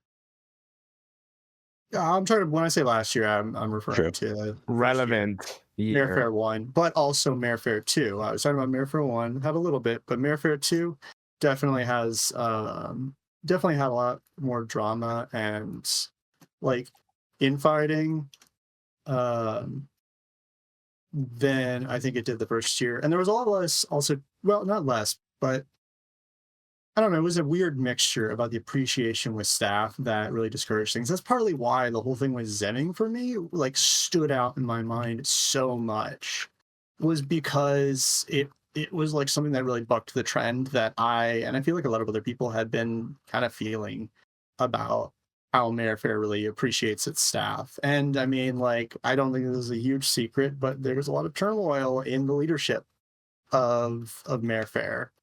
And while some people might dispute the exact reasons for that turmoil, I think that if people were feeling that they're being treated well and they had passion for the con, they wouldn't have ever felt the need to leave. And I don't know, like, I don't see it particularly changing. I mean, you know, and Corp, like, to Corp's credit, I think Corp has been pushing and fighting for it to be better, but I also know that there's a lot of it that's out of his power, so he's not really, you know, he can't really do all of them. But I don't know. That's what I've been experiencing. No, just say your 2 cents. No one's stopping you. This is the whole reason why we're having this. I'm looking around. Unfortunately, there's no one here on staff this year, but I think most of the staff from this year would probably say things have gotten a lot better. And maybe I'm just tooting my own horn, but we've changed management. Management has changed. The HPIC from the first 2 years has resigned, and I've taken over. And I'm trying to do things a lot differently in some respects. I'm trying to increase communication, which was an issue last year, and trying to make a better environment, a more welcoming environment for all the staff, so that there's not some of the issues we had last year. And I think I'd like to think I'm doing a decent job so far. I've asked some people how I'm doing, and most of them have given me some pretty positive feedback. So I think things are changing this year. And even last year, a lot has been said about the drama and stuff and staff. While there was some drama, most of that shit was up on the leadership end of things. And most of it wasn't as bad as people, I think, in my opinion, wasn't as bad as a lot of people kind of painted it out to be. I feel like people really like that drama, and they like that drama to look worse than it really is sometimes, which is understandable. I mean, that's kind of what we do in this fandom.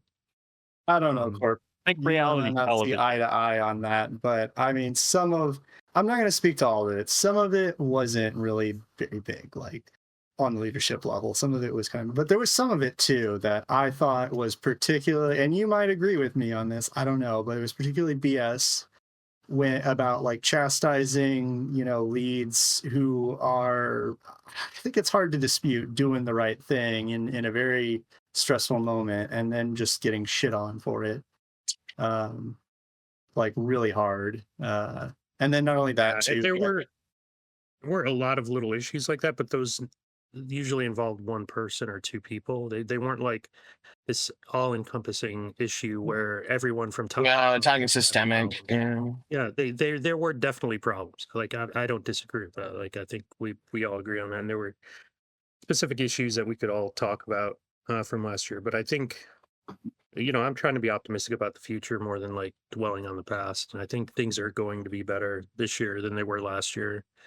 And I'm hoping that we'll bring back um, some of the feelings we had in the first year. And I think we've kind of shown a little bit of that by looking at the website. We have a whole team of people this year working on our website. Some really, really, um, really talented individuals. And, I think our website this year is going to be a lot better than last year's even was. Well, I mean, I think Yeah. some of the problems are like as Arden just mentioned with being systemic. And I don't like. I do honestly believe that you are probably making things better. I absolutely do believe that, but I also know for a fact that some of the things, like, if not literally out of your control, have been taken to some extent, like out of your control, or and. Like, I don't really, the things that have been taken out and how they've been taken, I don't particularly, they don't send me a good sign. I'm just a little curious myself. What was it? Twyfriend, I was curious how you look to change. I guess with the welcoming environments, just curious on, those details. Just not criticizing or anything. Just curious on how one could do. What are you asking exactly? I'm sorry, I don't quite understand the question. He's I asking guess Pokemon. mentioned looking to improve things. Like I was just wondering, like, I guess more how. Not saying that in a negative or like criticizing, just more out of curiosity. Not really what I mean. Not one of those gotcha things. Because again, a lot of it I am just completely not in the know of. So Last year, our head pony in charge, there were times when a lot of leads, it was mostly leads, like I said, a lot of leads felt like he didn't treat them very well. He would say stuff and do stuff, and I don't want to dwell on the past like that, but I'm trying not to do that type of thing this year. So I'm trying to be as open and available as I can be. I'm trying to be someone to help out the leads. I'm trying to give them a lot more trust than they had last year, and just support them and their decisions as they're made. I'm trying to do my best to do that type of thing, to be a good leader. A lot of the complaints from staff last year did have to do with leadership and their attitude and behavior. So I'm just looking to maybe change that this year.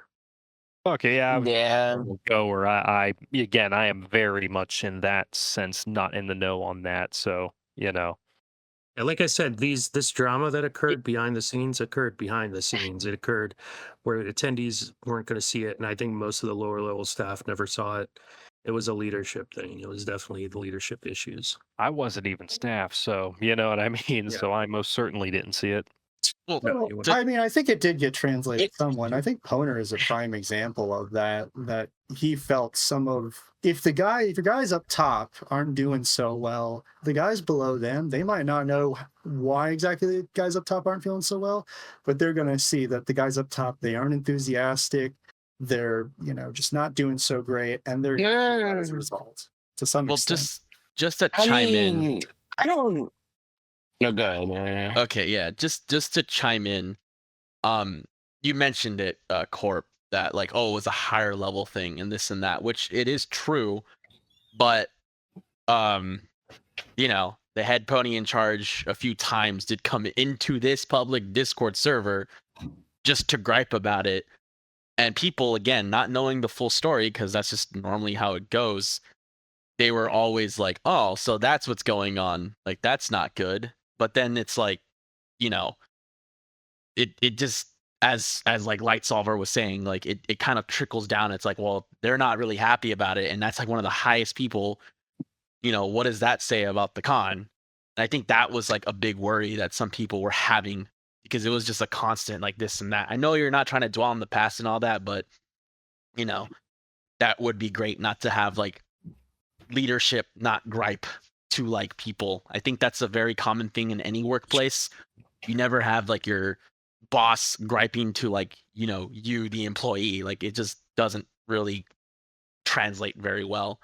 especially to those that have worked, those types of jobs. But that's just what I experienced and what I saw. I'm pretty sure some people even in here also have memories of that happening, quite regularly, and then they like Oh, kind yeah. of disappeared. But it is what it is. No, you're right. Well, I mean, so that type of is it's not a good look for the convention. And the problem is, he the prior HPIC. I mean, he had some actual gripes. He, in some respects, wasn't treated fairly well. Just like leads weren't being treated fairly well. It was kind of a two-way street.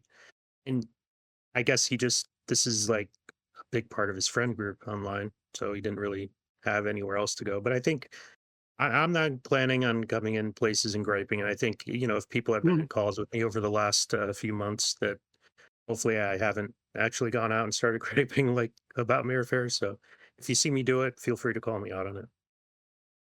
Well, and the other thing that well, I mean, I that was does set you apart, Corp, is I think, especially too, sometimes with leads or even just like, with the former HBIC, is that when people don't feel heard or they don't feel like the people above them will hear them out, they might go elsewhere to talk about it. And I mean, if you are actually not, I'm not going to say if you are, I know you are, I know you, like you are probably hearing people out. And that is, yeah, so long as like you're actually you have the complete freedom to see to it that things are done about those complaints or to help them feel like they're resolved. That'd be my only question. well, I mean, I do want to say too, though, that even though all of these observations are indeed true, I don't think that your typical like con goer really felt any of this. Like if you talk to most people, like even the guys who were saying Mare Fair sucked this year, it's like, okay, well, why did it suck? And it's more so I don't know, cultural stuff, like, oh, this group didn't mesh with this group. It's logistical things. Oh, this panel didn't start on time or wasn't properly equipped. And line management, I would say. I don't think any of the attendees really felt like the con wasn't being properly attended to. I don't think that attendees, as long as they did get to interact with staff, were really like, oh yeah, no, like the staff were mistreating us. It's completely different from like TrotCon or like Spiderfest or something, where the general rationale is just, oh yeah, there's a problem, hit it with a hammer. Were there problems? Yeah, 100%. And I'll be the first guy to crow about them because that's why I stepped down as lead. But I don't think that the attendees really felt it. I genuinely do think it was just upper level leadership and middle managers that kind of felt the heat more so than others. Well, I mean, Poner literally said that they did because of their experiences. Like the management of the line probably could have been done a little bit better, or ideas could have been said out loud. Like, I don't know if the vendor people are going to hear this podcast. Probably not, because they're doing their own things. But I might make a suggestion here. Why not, a few weeks before the con, put it on your merch store and say, do you guys want anything? And have it like a pre-order in a way, so that people that want stuff, they have it already pre-ordered. And then when they get there, they don't have to box it, where they're setting all their stuff in. Because again, that's just more stuff to carry. But they can have a bag or something ready for these people to come and buy their stuff, because some people, and I'll say this, they want to get like fanny stuff. There is a line just to get into that line to get fanny stuff, and it's just a suggestion just to have it as like a pre-order thing. They have everything ready. A person comes up, they use their credit card or cash or whatever, and the line keeps on moving. I mean, that's just a suggestion. I know some people do that at other conventions where they're like, oh, here's my shop here. You want anything, you can go ahead and order ahead of time. So, you just grab and go. You don't have to like look through all my stuff and like find your thing and this and that, which I know that's some of the fun of like shopping, but some people just want to grab and go, It kind of also, I was going to say, like, there are people that just don't talk to people. They're literally autistic, and this is what happens when you have them all in the big space. Like they just don't really want to interact with each other. So that's just like a suggestion for that. But not sure if you guys want to keep dwelling on the topic or maybe have it moving. I did just want to say one last thing. Sure, yeah, that would be interesting. The other thing I want to, so the big thing that I want to say to that is, a lot of the guys staffing this con, like a good majority of them, I'd say like over 90% of them are very, very competent dudes that are very skilled in what it is that they're doing and, understand what it is that they're doing. What hinders that to some degree is the availability that we have of volunteers, the complexity of operations. So it's like, all right, how are the attendees behaving? What's the layout look like? Do we have enough space for this kind of thing? And there's also the human factor of, how are the volunteers volunteering?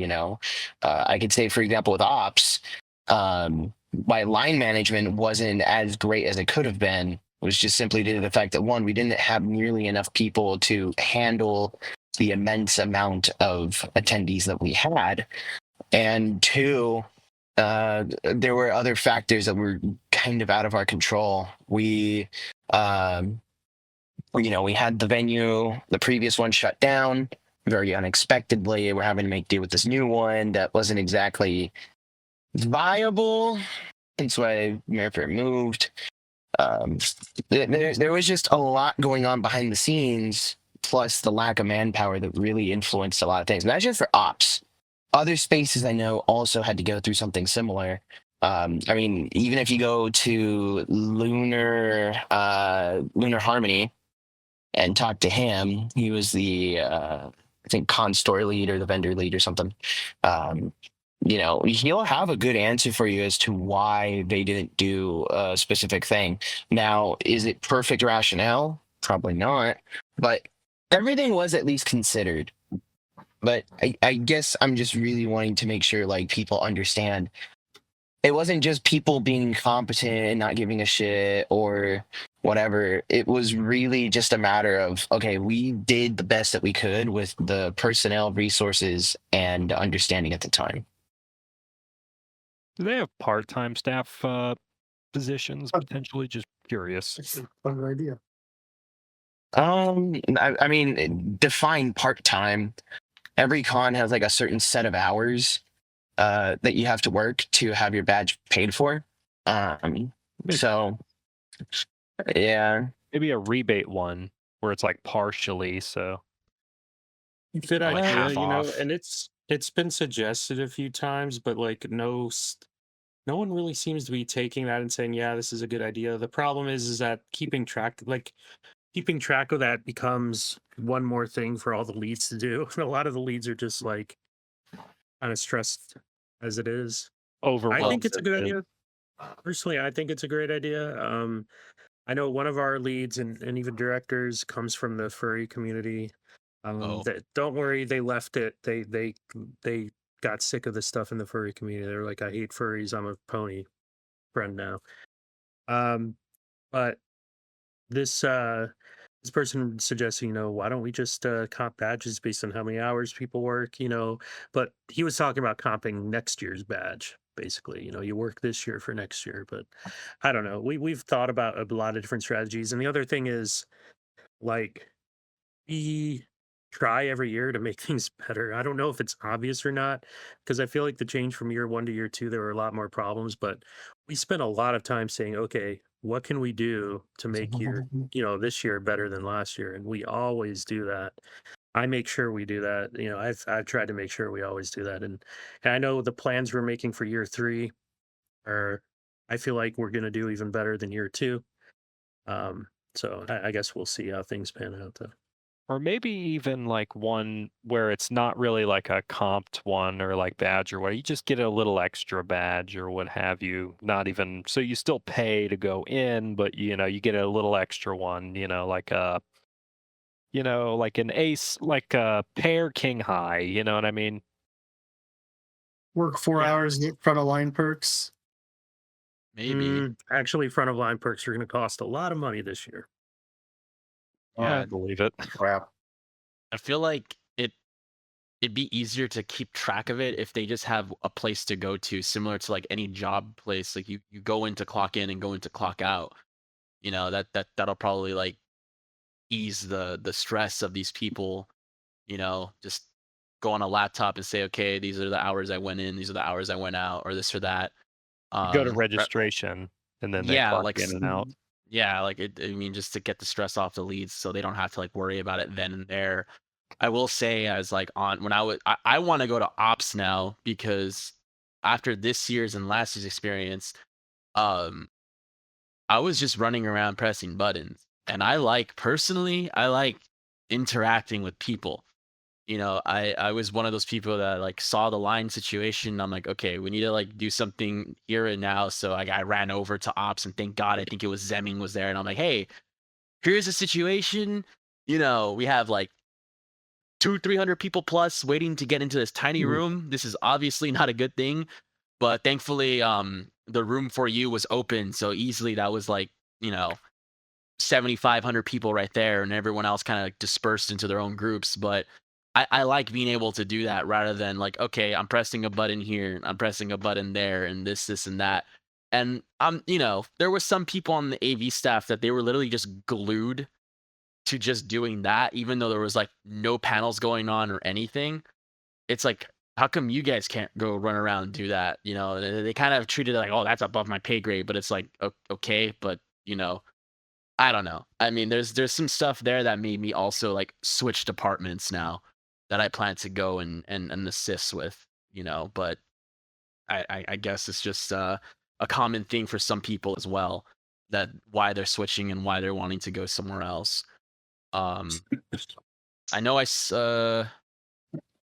newer addition in here that came in a bit late, but Wolfie over here, we were talking about some experiences that we were having, and you came in right now on the negative experiences. Are there any negative experiences aside from the elevator one? Because I already mentioned that one, that you had at this convention. Oh yeah, the fucking gremlin dude who fucking stank up the elevator almost immediately, like after he left. Yeah. Yeah. Some Redditor got loose. Honestly, like I feel like weirdly enough, like the first year it barely had any like real like gross people. Seems like the second year, that's when like all the actual like autists came out for whatever reason. I don't know why. Do you remember that there being like this many fucking like those types of people last year? Honestly, because I don't. It seems like they all came out that year, or whatever. It's like weird, but maybe they wanted to see how the first one went before they committed to one, because you know, getting them out's a little bit of a task. Yeah, but like my main issue is that like this year felt like a lot less welcoming. I guess like people didn't really seem like they wanted to talk. They seemed like they wanted to be in their groups and stuff. I don't know why that is. It may be because, you know, we had a lot more like off-boarders this year, you know, who already came in with their little groups and stuff, but everything just felt like more detached, if that's a correct word for it. I have a theory. I remember last year it was very fucking easy to like get invited to shit. Every time you look on the board and shit, there would be like invites to parties and shit. This year there was barely any of that. There was only the official parties, and since the parties, you know, kept getting fucking shut down, the moment like Ike's party got closed down and you didn't like know anyone, you were basically fucked in terms of parties unless you get invited to one, basically. And I'm not a particularly, you know, popular person, so I'm not getting invited to parties. So once Ike's party gets shut down, that's basically the party for the night. That I think one thing that might have been a factor, so it's more a human factor than it is that. With the first one, there was less established groups maybe, and then with the second one, they have established groups from the first one, so now they're a little more insular in that regard. You know what I mean? Like, oh, I already know these people, so I'm just going to hit these people with the invites, and you know what I mean? Yeah, it could be. Just like first year was like a lot easier to just get invited to shit. Like second year is like a fucking pain in the ass. I was literally like running. You fucking do I still or something else? Jalkanong, that's fine. Jalkanong. Joking on. You fucking saw me. I was literally like, I was like running around trying to find shit to do, but like everything was like closed off. Like, like I said, unless you like know people, you're basically fucked when like Ike's party gets shut down. Like it inevitably do like a noise complaint. You're basically fucked and on your own essentially. It was pretty sucky, honestly. Yeah, I think Gray did explain it rather well. It's just the in groups that were created from the first convention definitely led over to the next the next convention. So that definitely was a manner, but I mean I understand the frustration because there were people that wanted to hang out, there were people that wanted to do stuff together, but you know, seeing how there were so many more people and the other people that this was their first convention, you kind of had to just be careful and stuff like that because the first one definitely was a lot more welcoming. I will agree with that. The second one, if you didn't really know many people, then you were kind of like trying to find your group. So, you know, hopefully next it's year. weird. It's fucking there was more people, but there was like less shit to do overall than last year. Yeah, I mean, apparently, and this is a rumor, of course, there were quite a few, like dozens of Anons that were just in their rooms, afraid to leave because they were afraid of interacting with people. So, you know, next time go outside. But yeah, I mean, it's understanding why you'd be frustrated about that. I mean, that's kind of the whole thing about going to cons. You see your friends from online, you meet them up. Anything else you want to add to it? I think that's mainly it. It's just everything felt like a more closed off, restrictive. Like there was less. You feel like there was like, you know, obviously not everyone does it, but I do. I check the board often, and it felt like musty with a lot less board interaction. There were a lot less, you know, offering and shit. It just felt more closed off overall. I'm not exact, yeah, maybe to the, you know, the established group thing from last year, but maybe be like also the fact that, you know, we had a lot of new people that probably weren't from that culture, so they came in with their own group and stuff, and it kind of resulted in this sort of weird environment that's completely different from last year. Mm-hmm. Watered down. Basically, yeah. Yeah. I mean, I had a great time. I mean, you know, this goes without saying, of course, but you know. Yeah, I mean, the room party was a bad thing. That's why I was curious when I asked, like, way earlier before you joined. I was asking Corp over there, like, did they know that these are the people that are coming here? Like, it is quite a party con because, like, the pizza party, it was great. It was awesome, but it got cut short because, you know, we were making too much noise, apparently. Yeah. Wait, you got cucked from the pizza? You were a pizza cuck? No. We already went over the reasoning, the differences of the pizza party and the tendy party. I'm joking. But yeah, I mean, that was one thing I always look forward to now from the first year, and the fact that it only lasted, I think, like 45 minutes. Just before like staff came in, we're like, okay, too many people in here, get out. It was like, oh, that sucks. But yeah. Gray, you want to chime in? I know you were chiming in just right now, but you want to have any last 2 cents before we move on? It's mostly that, yeah. Really think that theory might be a big one potentially, and where you'll probably find a similar phenomenon, you know, repeat it and run it again, and it might come out a similar way.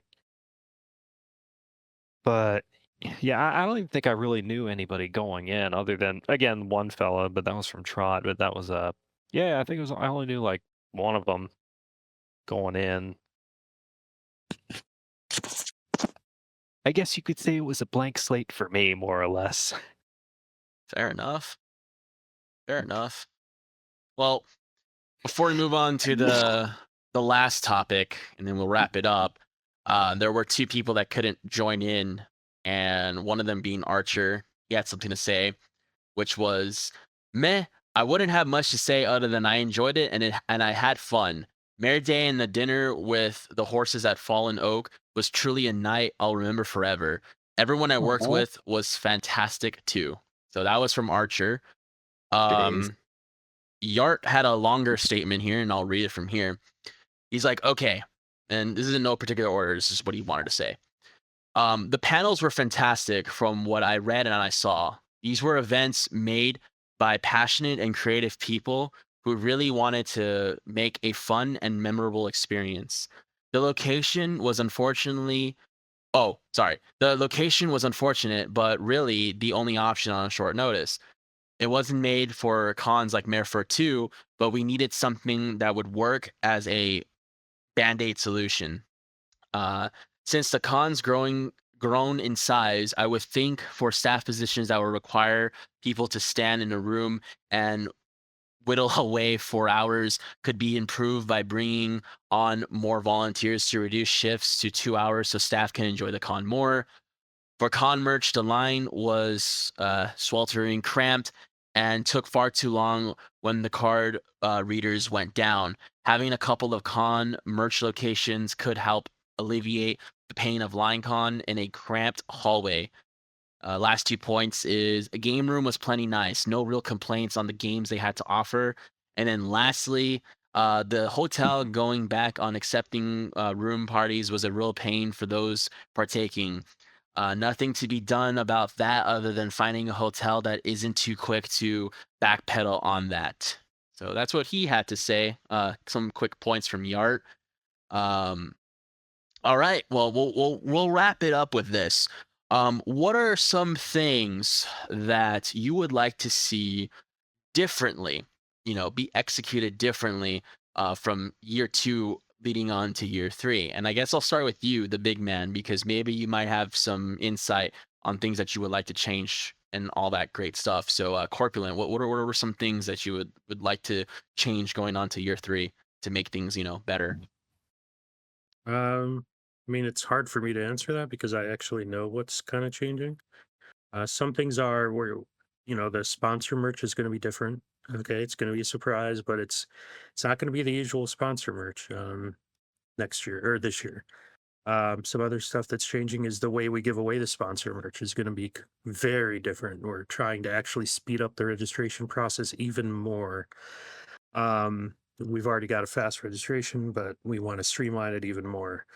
I think you're going to see our badge tiers are going to be a little bit different. We're going to be adding a new tier. We're splitting up front of line stuff because that was a common complaint last year with people. Basically, too many people had the privilege, and it ruined things for a lot of other people. So we're gonna make an early access tier and then a front of line privilege tier. So they're two separate things. Early access gets you in early. If you come in late to a line, well, you stand in the back of the line.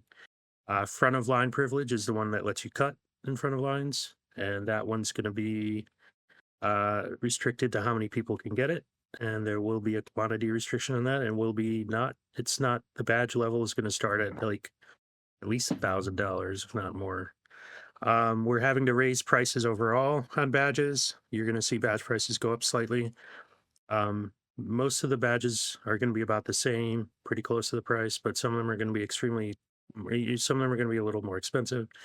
The lower level badges are going to go up by average about $5. I assure you that $5 is not going to Snow Pity. It is going to be going to the state of Florida because we now have become such a large entity that we have to remit sales tax to the state of Florida on every single badge we sell to the event. So that's going to be fun. We're putting sales tax into the price of the badge, so you don't really see it, but you'll see it on your receipt. But the price on the website is going to be that final price, so you don't have to worry about, oh shit, I'm going to have to pay an extra sales tax on this. Let's see. So we're doing a lot of back end stuff. The website's different, as you guys have seen. We're doing a lot of different things this year, and we've only started to scratch the surface of that. We've got a volunteer relations team I'm hoping is going to respond to applicants faster. And hopefully we'll get teams hired on quicker, which means we'll have a better idea of how much staff we actually have and what our needs are. And maybe we'll be able to hire more people this year than we were able to last year because we won't save it all to the end of the con. That's my hope. And fostering better communication. We have some amazing leads this year. Yes, we lost a few leads last year, but the replacements I'm very impressed with. Some of them are people you guys would know and recognize in the fandom. I got to tell you, they know their shit, and they're really good at what they're doing, and I'm excited to have them on our team this year. Yeah, so a lot of new stuff is coming, a lot of exciting things, and if people have suggestions, I'd really love to hear them. And there's a good chance that whatever your suggestion is, that maybe we've already considered it or we're actually implementing it. But I'd like to hear him say it. Corp, I had a question, if you didn't mind. Yeah. So are there going to be any additional staff benefits? Because I know one of the things that I ran into that I know a bunch of other people were a little frustrated about, for example, is the con store. Like, if you were doing stuff like I was doing, you didn't have any time to do the con store, so we weren't able to get too much. We got the plushies, which was nice, but will there be something like, I don't know, like a time where staff can go in only and like do a little shopping? Or Yeah, we've already had that discussion internally. I think the con store for sure is going to have a special time when just staff are allowed in. So I think they're working on that. We don't have schedules or anything yet. It's kind of early for that. But yeah, that is something we've talked about, is having special staff only time for the con store. And if it's not like early on Friday, if it's like late on Friday or early Saturday or something, making sure that we save enough inventory to cover that as well, so that we don't sell out of things that staff may want. The only other benefit right now is there's going to be a special, we're going to give a special little piece of merch to our staff members who volunteer. We're going to give them a pin. And we are not doing staff t-shirts this year. We will be doing staff vests. Think of a Walmart greeter type vest. It's going to be funny. Trust me, it'll be fun. Sick. Okay. Sick. Thank you for your input. It's Hell pretty yeah. cool to look forward to Yeah, that. and we're working on more staff benefits as well. Like, I want to do more for staff. It's just what we can do and what we can't do. These are the things that we've already discussed, and there are other things that we've kind of put up on a list, like, hey, why don't we do this? Why don't we do that? But I don't want to really promise anything because nothing's for sure, Okay, fair enough. Fair enough. We're in the fluid state. You don't want to make promises in the fluid state. No, for Yeah. sure. Okay. What are you saying, that they're in the process of transitioning? Oh my God. Anyways, No. I'm talking about abstract ideas, not that. Well, then it's pretty abstract if you never mind. stop. You stop. Warbler, would you like to add your 2 cents to the topic?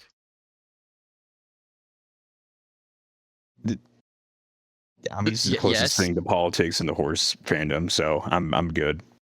Okay. Yes. Honestly, what was the question? It's just I just been listening to I guess I thought this was about future plans and Yes. What would you like to see Future. changed? Yeah. What would you like to see changed if you didn't? Yeah. Oh, in that case,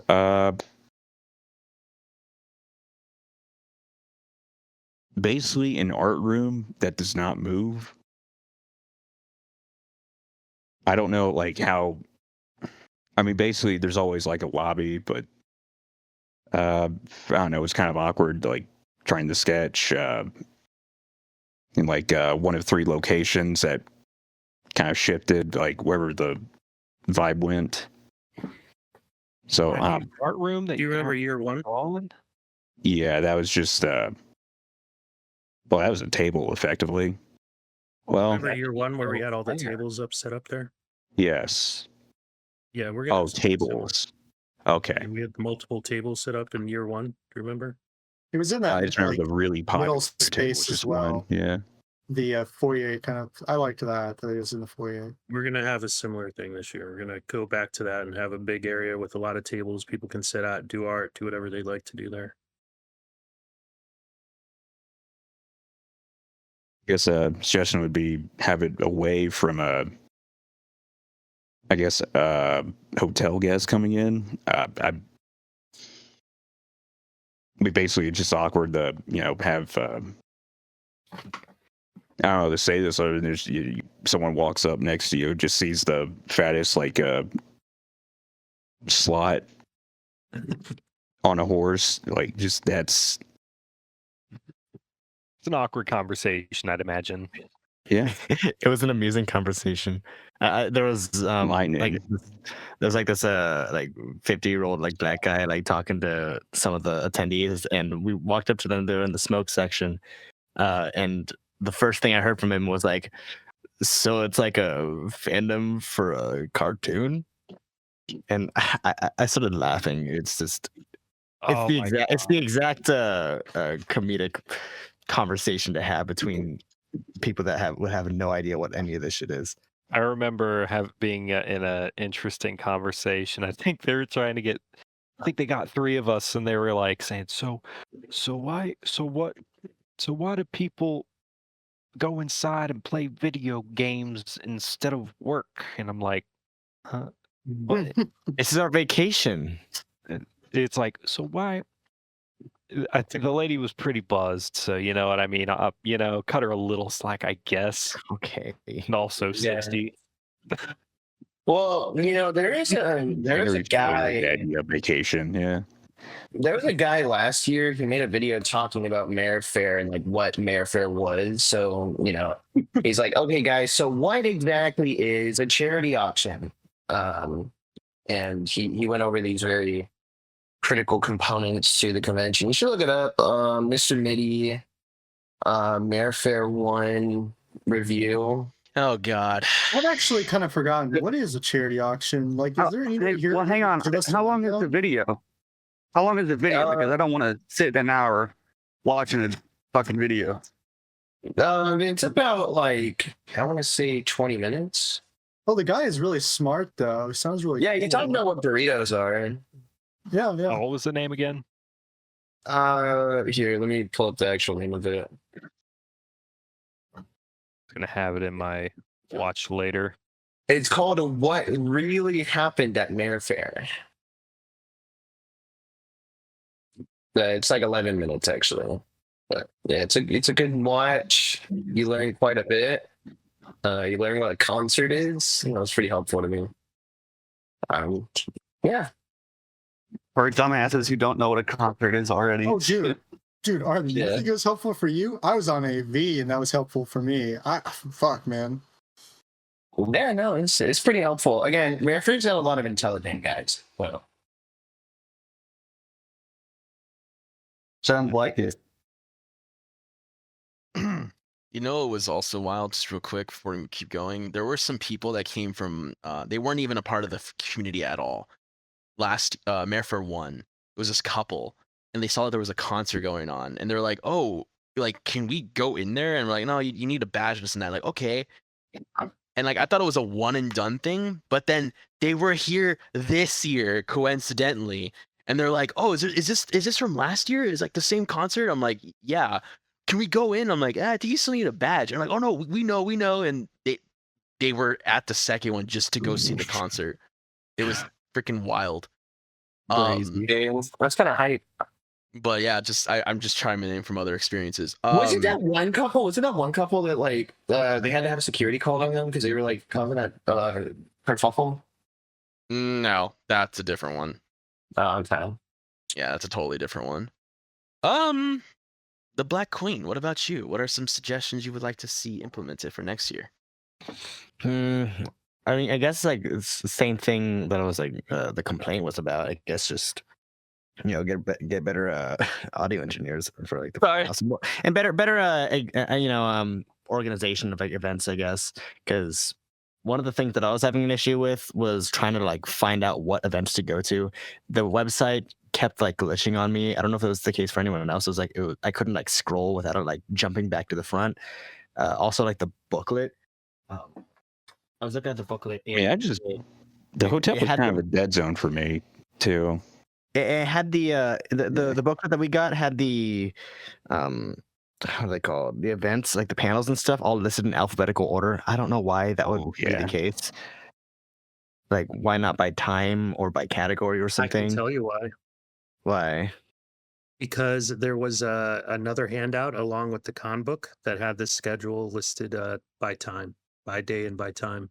So you'd look on that schedule, look for an event and say, huh, this looks interesting. What is that? You'd pop open your con book and read about it. That was the idea. It was the same thing BronyCon did 2019, 2018. I feel like it could just be done by time through both. That way you wouldn't even have to go through both of them. Actually, what we do is I wasn't the not only one put that anything in the con book at all. Just take all the events out of the con book for next year, probably. just put it with ponies. Just put more ponies in the con book. Less words. Yeah, and we just have a handout that has a schedule. And if people want to read more about the panels, go online to the website, I guess.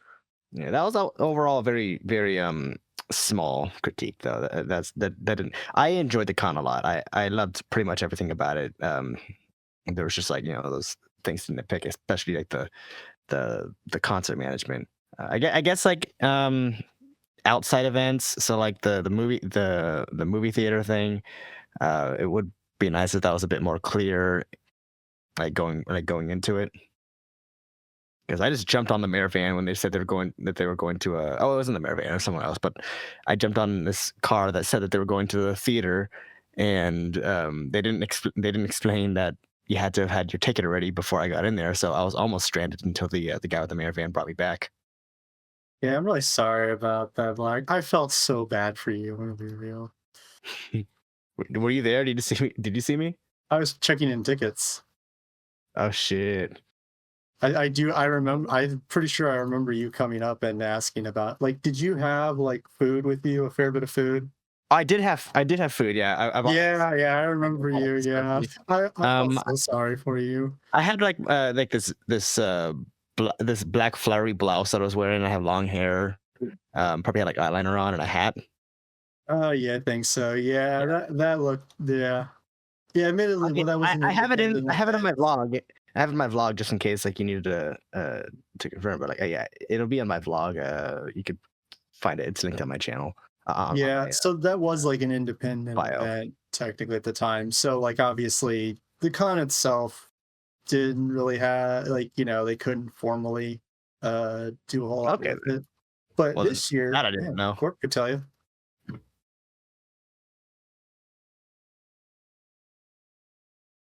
Yeah, Corp will tell you. Tell you what. I don't know. Where he was just talking about the movie screening that it'll now that it's a formal event this year that like the con will probably be advertising it some more or whatever. Yeah, I think we talked about it earlier. Yeah. It'll be more public.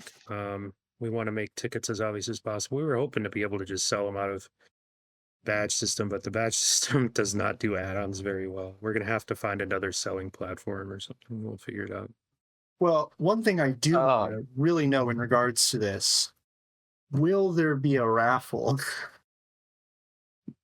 I think if you look at the Mare Fair thread, I know it's been I think it's archived right now. It might even be deleted. There's a survey, or wait, shoot, maybe that wasn't made public yet, but there will be some surveys coming up asking people if they want to raffle and stuff like that. And no, maybe that survey did happen, but I think it's already been closed. But there's a survey for what movie? Yeah, I thought he also asked about the raffle on there. I don't remember. I have a question. So, how was the furry situation at Mare Fair? Was there? I mean, like, was there any? How many was there? Did we? Personally, I think I saw about 4, maybe 5 non-pony fursuits. I don't know. A lot of people were complaining about them. I heard a lot of stories about them causing issues. I heard stories that they were leaving like empty liquor bottles in the lobby and stuff. I asked hotel management about this. They gave me a blank stare and said, "We have no idea what you're talking about. There were no liquor bottles left in the lobby." So I get a feeling that a lot of this was like fake news, people trying to make things look worse than they are. I do know that there were a lot of furries who did have people. Well, I know there was someone with the pony suit who had some really negative interactions with people, calling him a furry and even punching him and stuff. Oh, geez. What the? Like, He apparently never told ops about it because apparently he got back at this person somehow violently, supposedly. So that was handled privately. I want to know. I want to know this. I highly doubt that. I highly doubt that. The big, it's true though. Yeah, I don't know the veracity of this. This is what I was told. But yeah. How about the other drama? I want to hear that story. Feel really bad about some of the furries came genuinely wanting to have a good time, not wanting to fuck with people. And they all those sorts of names. I even had a friend, or actually, I'll say this: the HPIC of the con, the head pony in charge, was sitting in the lobby on Sunday wearing a funny shirt that was part of the T-shirt exchange. They had like this T-shirt exchange with this friend group, and they gave each other like the most embarrassing shirts possible. So he was wearing his embarrassing shirt, and it referenced furries, and he had people coming up to him calling him basically I don't Just think I say can it. say this. Just say it. I'll edit it out. A fur N-word, basically. And it was the HPIC, and I'm like, so given that it was witnessed by a staff member, yeah, did they get their badge pulled? They didn't have a badge. Oh, of course. So yeah, that's hilarious. And it was in the lobby. So there's one thing I forgot to mention. Sunday after. Oh yeah, all right, fair. One thing I forgot to mention. We got to crack down on the pool swastika boys. What? Please. Come on, getting ready for what? Shock year 3, buddy. Nuh-uh. Shock Thank face you. emoji. Come on. I could take a joke, but like when it comes to the Germans really expense never of had the a reputation navy. of the entire con, when it comes to the expense of the reputation of the entire con, I do have a problem with it. Preach. I'm with him. Well, like I said, like even though they were, haha, you guys don't know who we are. I'm like, no, we do. We kind of do. We do. Yes, there were names. We found names, and like I said, they're all in their little group. They're all in the same group, so It's we know who it's they are. really not hard to do that. Yeah, don't worry, guys. If you look They're at probably from the Shardy. if you look at the new podcast channel, we're gonna have a few of these boys patrolling around the. They're gonna be patrolling around the pool, so don't worry. It'll be well guarded. They're gonna have a couple of those guys. New podcast.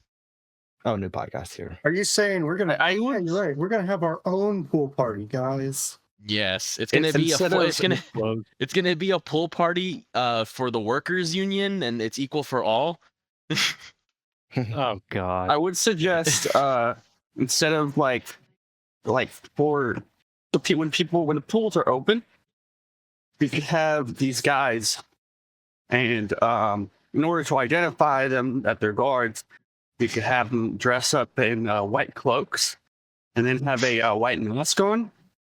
That preferably maybe it goes up to a tip, and maybe on the left breast pocket it says guard, pool guard or something like that, just so we know who they are.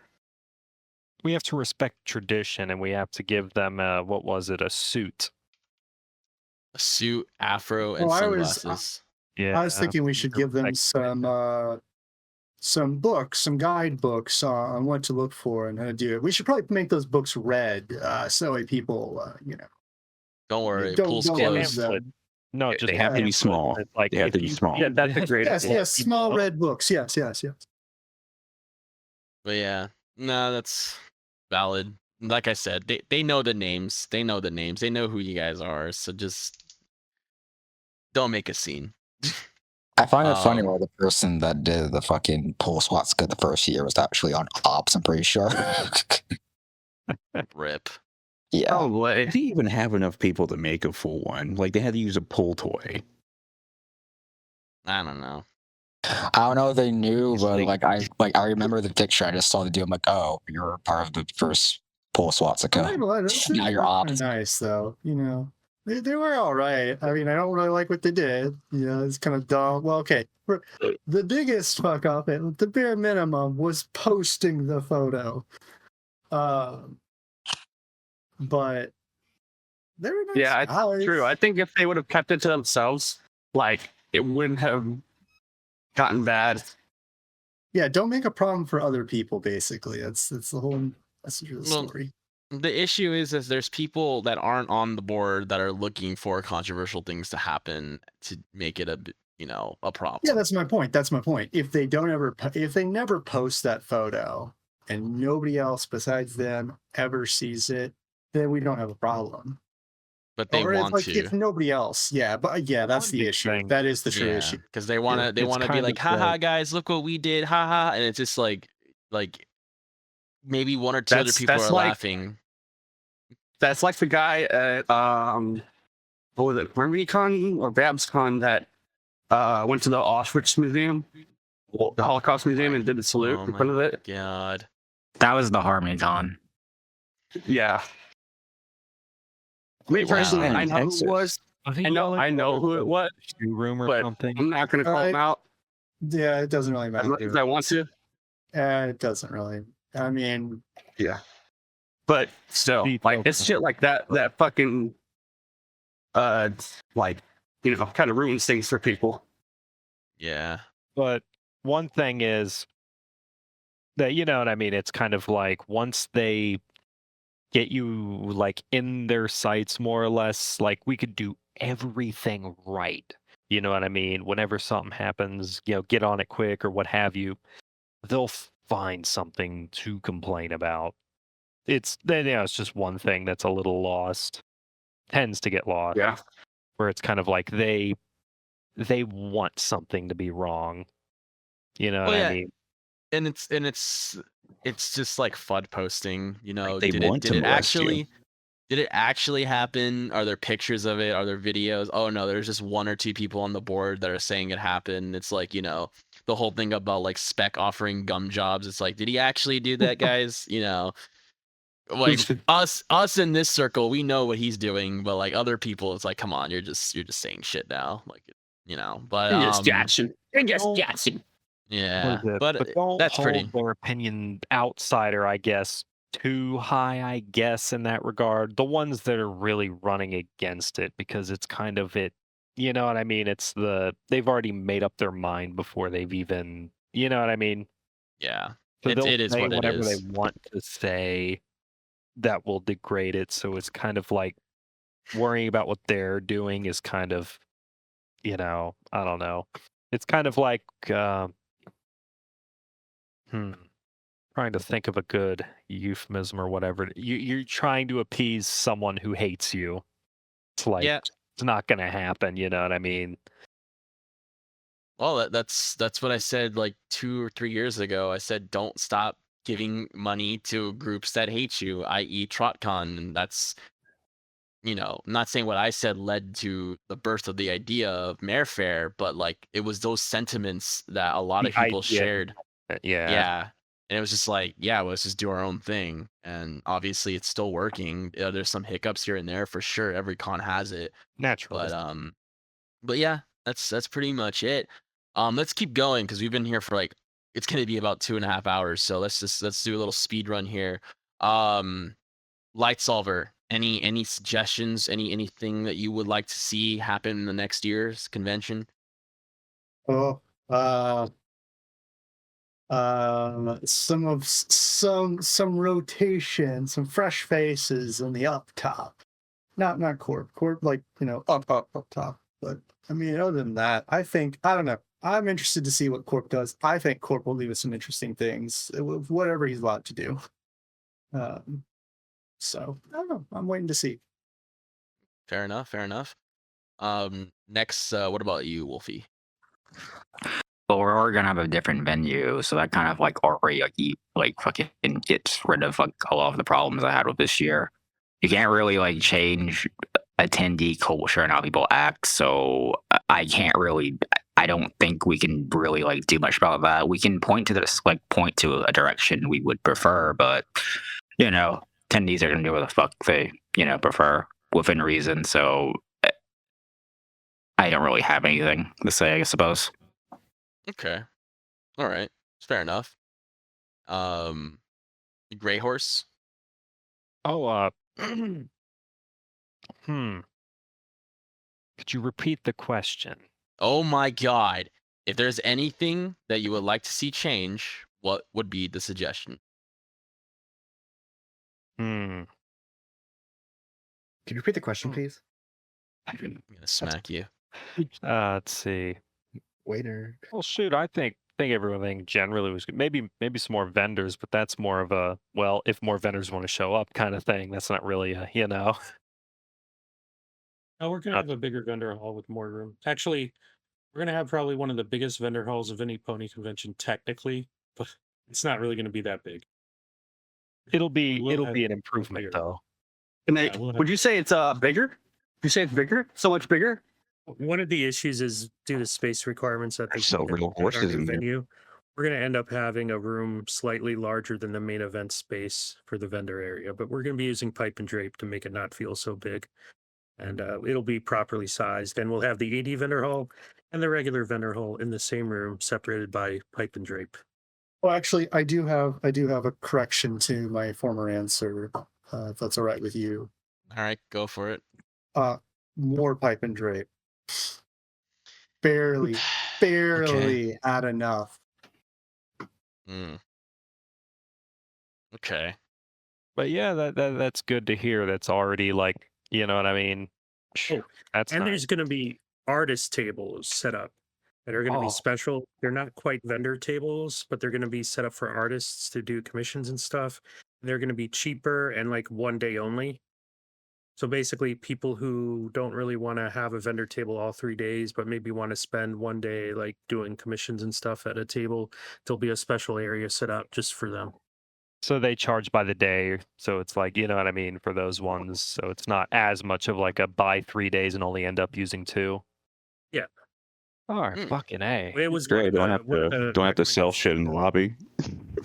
No, I think they're in the vendor hall proper. I think. Fucking A, that's great. That very good, very good, very good. Nice. Okay. All right. Yeah.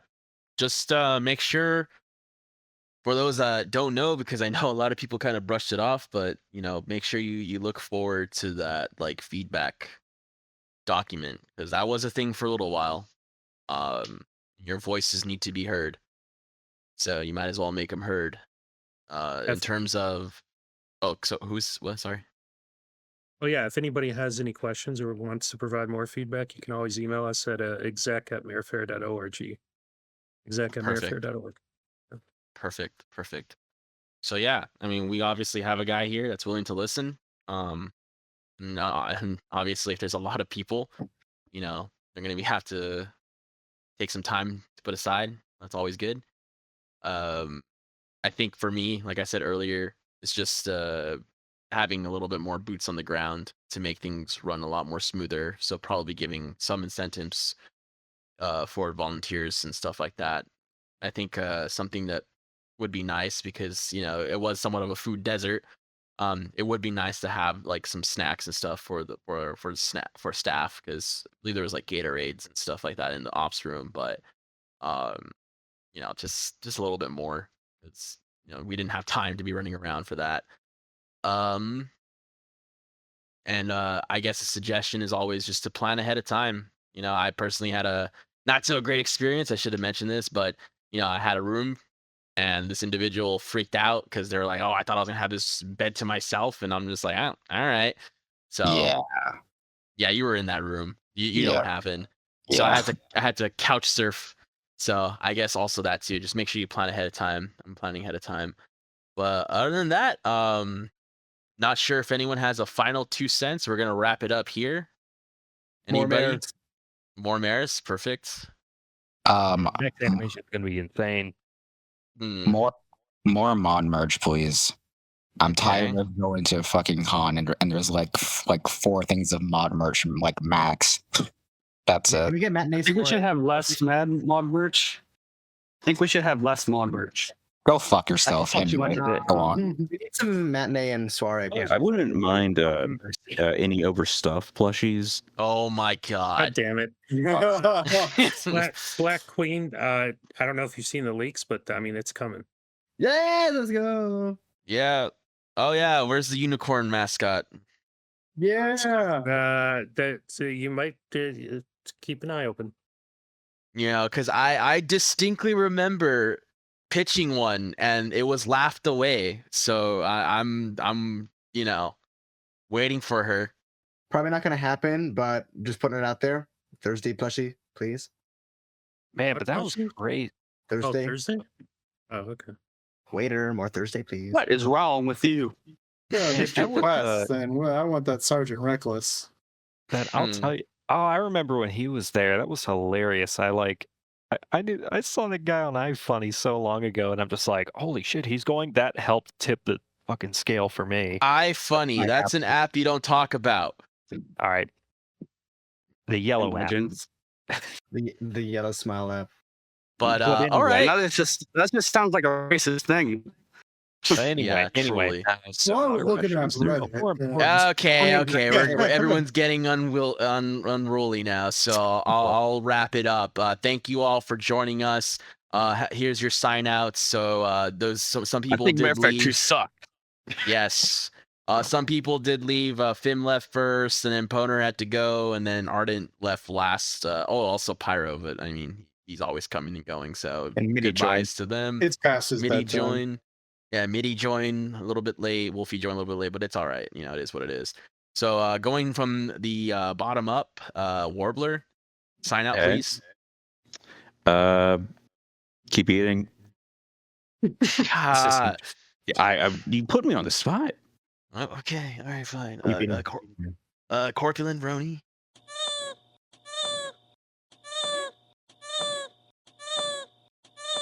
It's my friend. So yeah, keep an eye out on marefair.org, marefair.org. Keep an eye on the website. There'll be some changes made in a few days. We're going to be doing a venue announcement. I'm trying to schedule that for about Wednesday or so. So keep your eyes peeled Wednesday night. Hopefully the new venue will be announced. You'll be able to book your rooms. You're going to want to book your rooms. Don't sit on it. Book your rooms. If you wait until September to book your rooms, guess what? You might not have any rooms to book. So please book your rooms as soon as possible. It's free. It costs nothing to book your room. Also, we'll be posting up the badge prices and stuff so you can get an idea of how much badges are going to be, what kind of badges you might want to buy, because those are going to go on sale in a little bit more than a week from now. I don't know when this recording is going to be released, but that'd be around February 8th or so. Thank you. Do we know the venue? It will be announced in 3 days from the day of this recording. Cool. Nice. Just one more time. When the venue gets announced, that means the rooms are going to open, correct? Yes, and remember to book your room as soon as you can. If you're planning to go, it is free. They do not charge your credit card until 5 days before your arrival date. As long as you cancel within that 5 days, you are golden. Okay, so it'll be open in 3 days from this recording, 26. So on the 29th. Hopefully that's when it'll be up. Yes, that's the goal. Okay. Awesome. Okay, and then continuing, we have the Black Queen. Sign off, please. Subscribe to my YouTube channel, The Black Queen. I post reactions, and go fuck yourself. Wow, shameless plug-in, amazing. Completely. I'm not even. You're good. Light Solver. Mares. What about Lunar? He's just listening. Oh, okay. Wolfie. Keep rocking. And also, if you talk shit about modern, I'll kill you with a rock. Okay, that's it. Okay. Gray.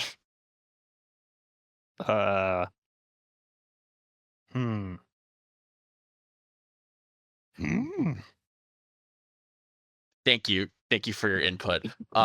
This has been your host, Jalkanon. Thank you all for joining us. This video we posted up in many places, Mares' stuff and Friendship Incorporated, as well as the archive channel. So keep an eye on that. Channel's coming back. Got ITTs coming up. Hope you liked the podcast from before. Definitely having a change in what we used to make. Any comments or suggestions, by all means, leave them, and we'll listen to them, and we'll try to do our best to implement them. Other than that, all of you guys have a good morning or a good night. See you on the next one. And remember, Bears. Keep plopping. Mhm.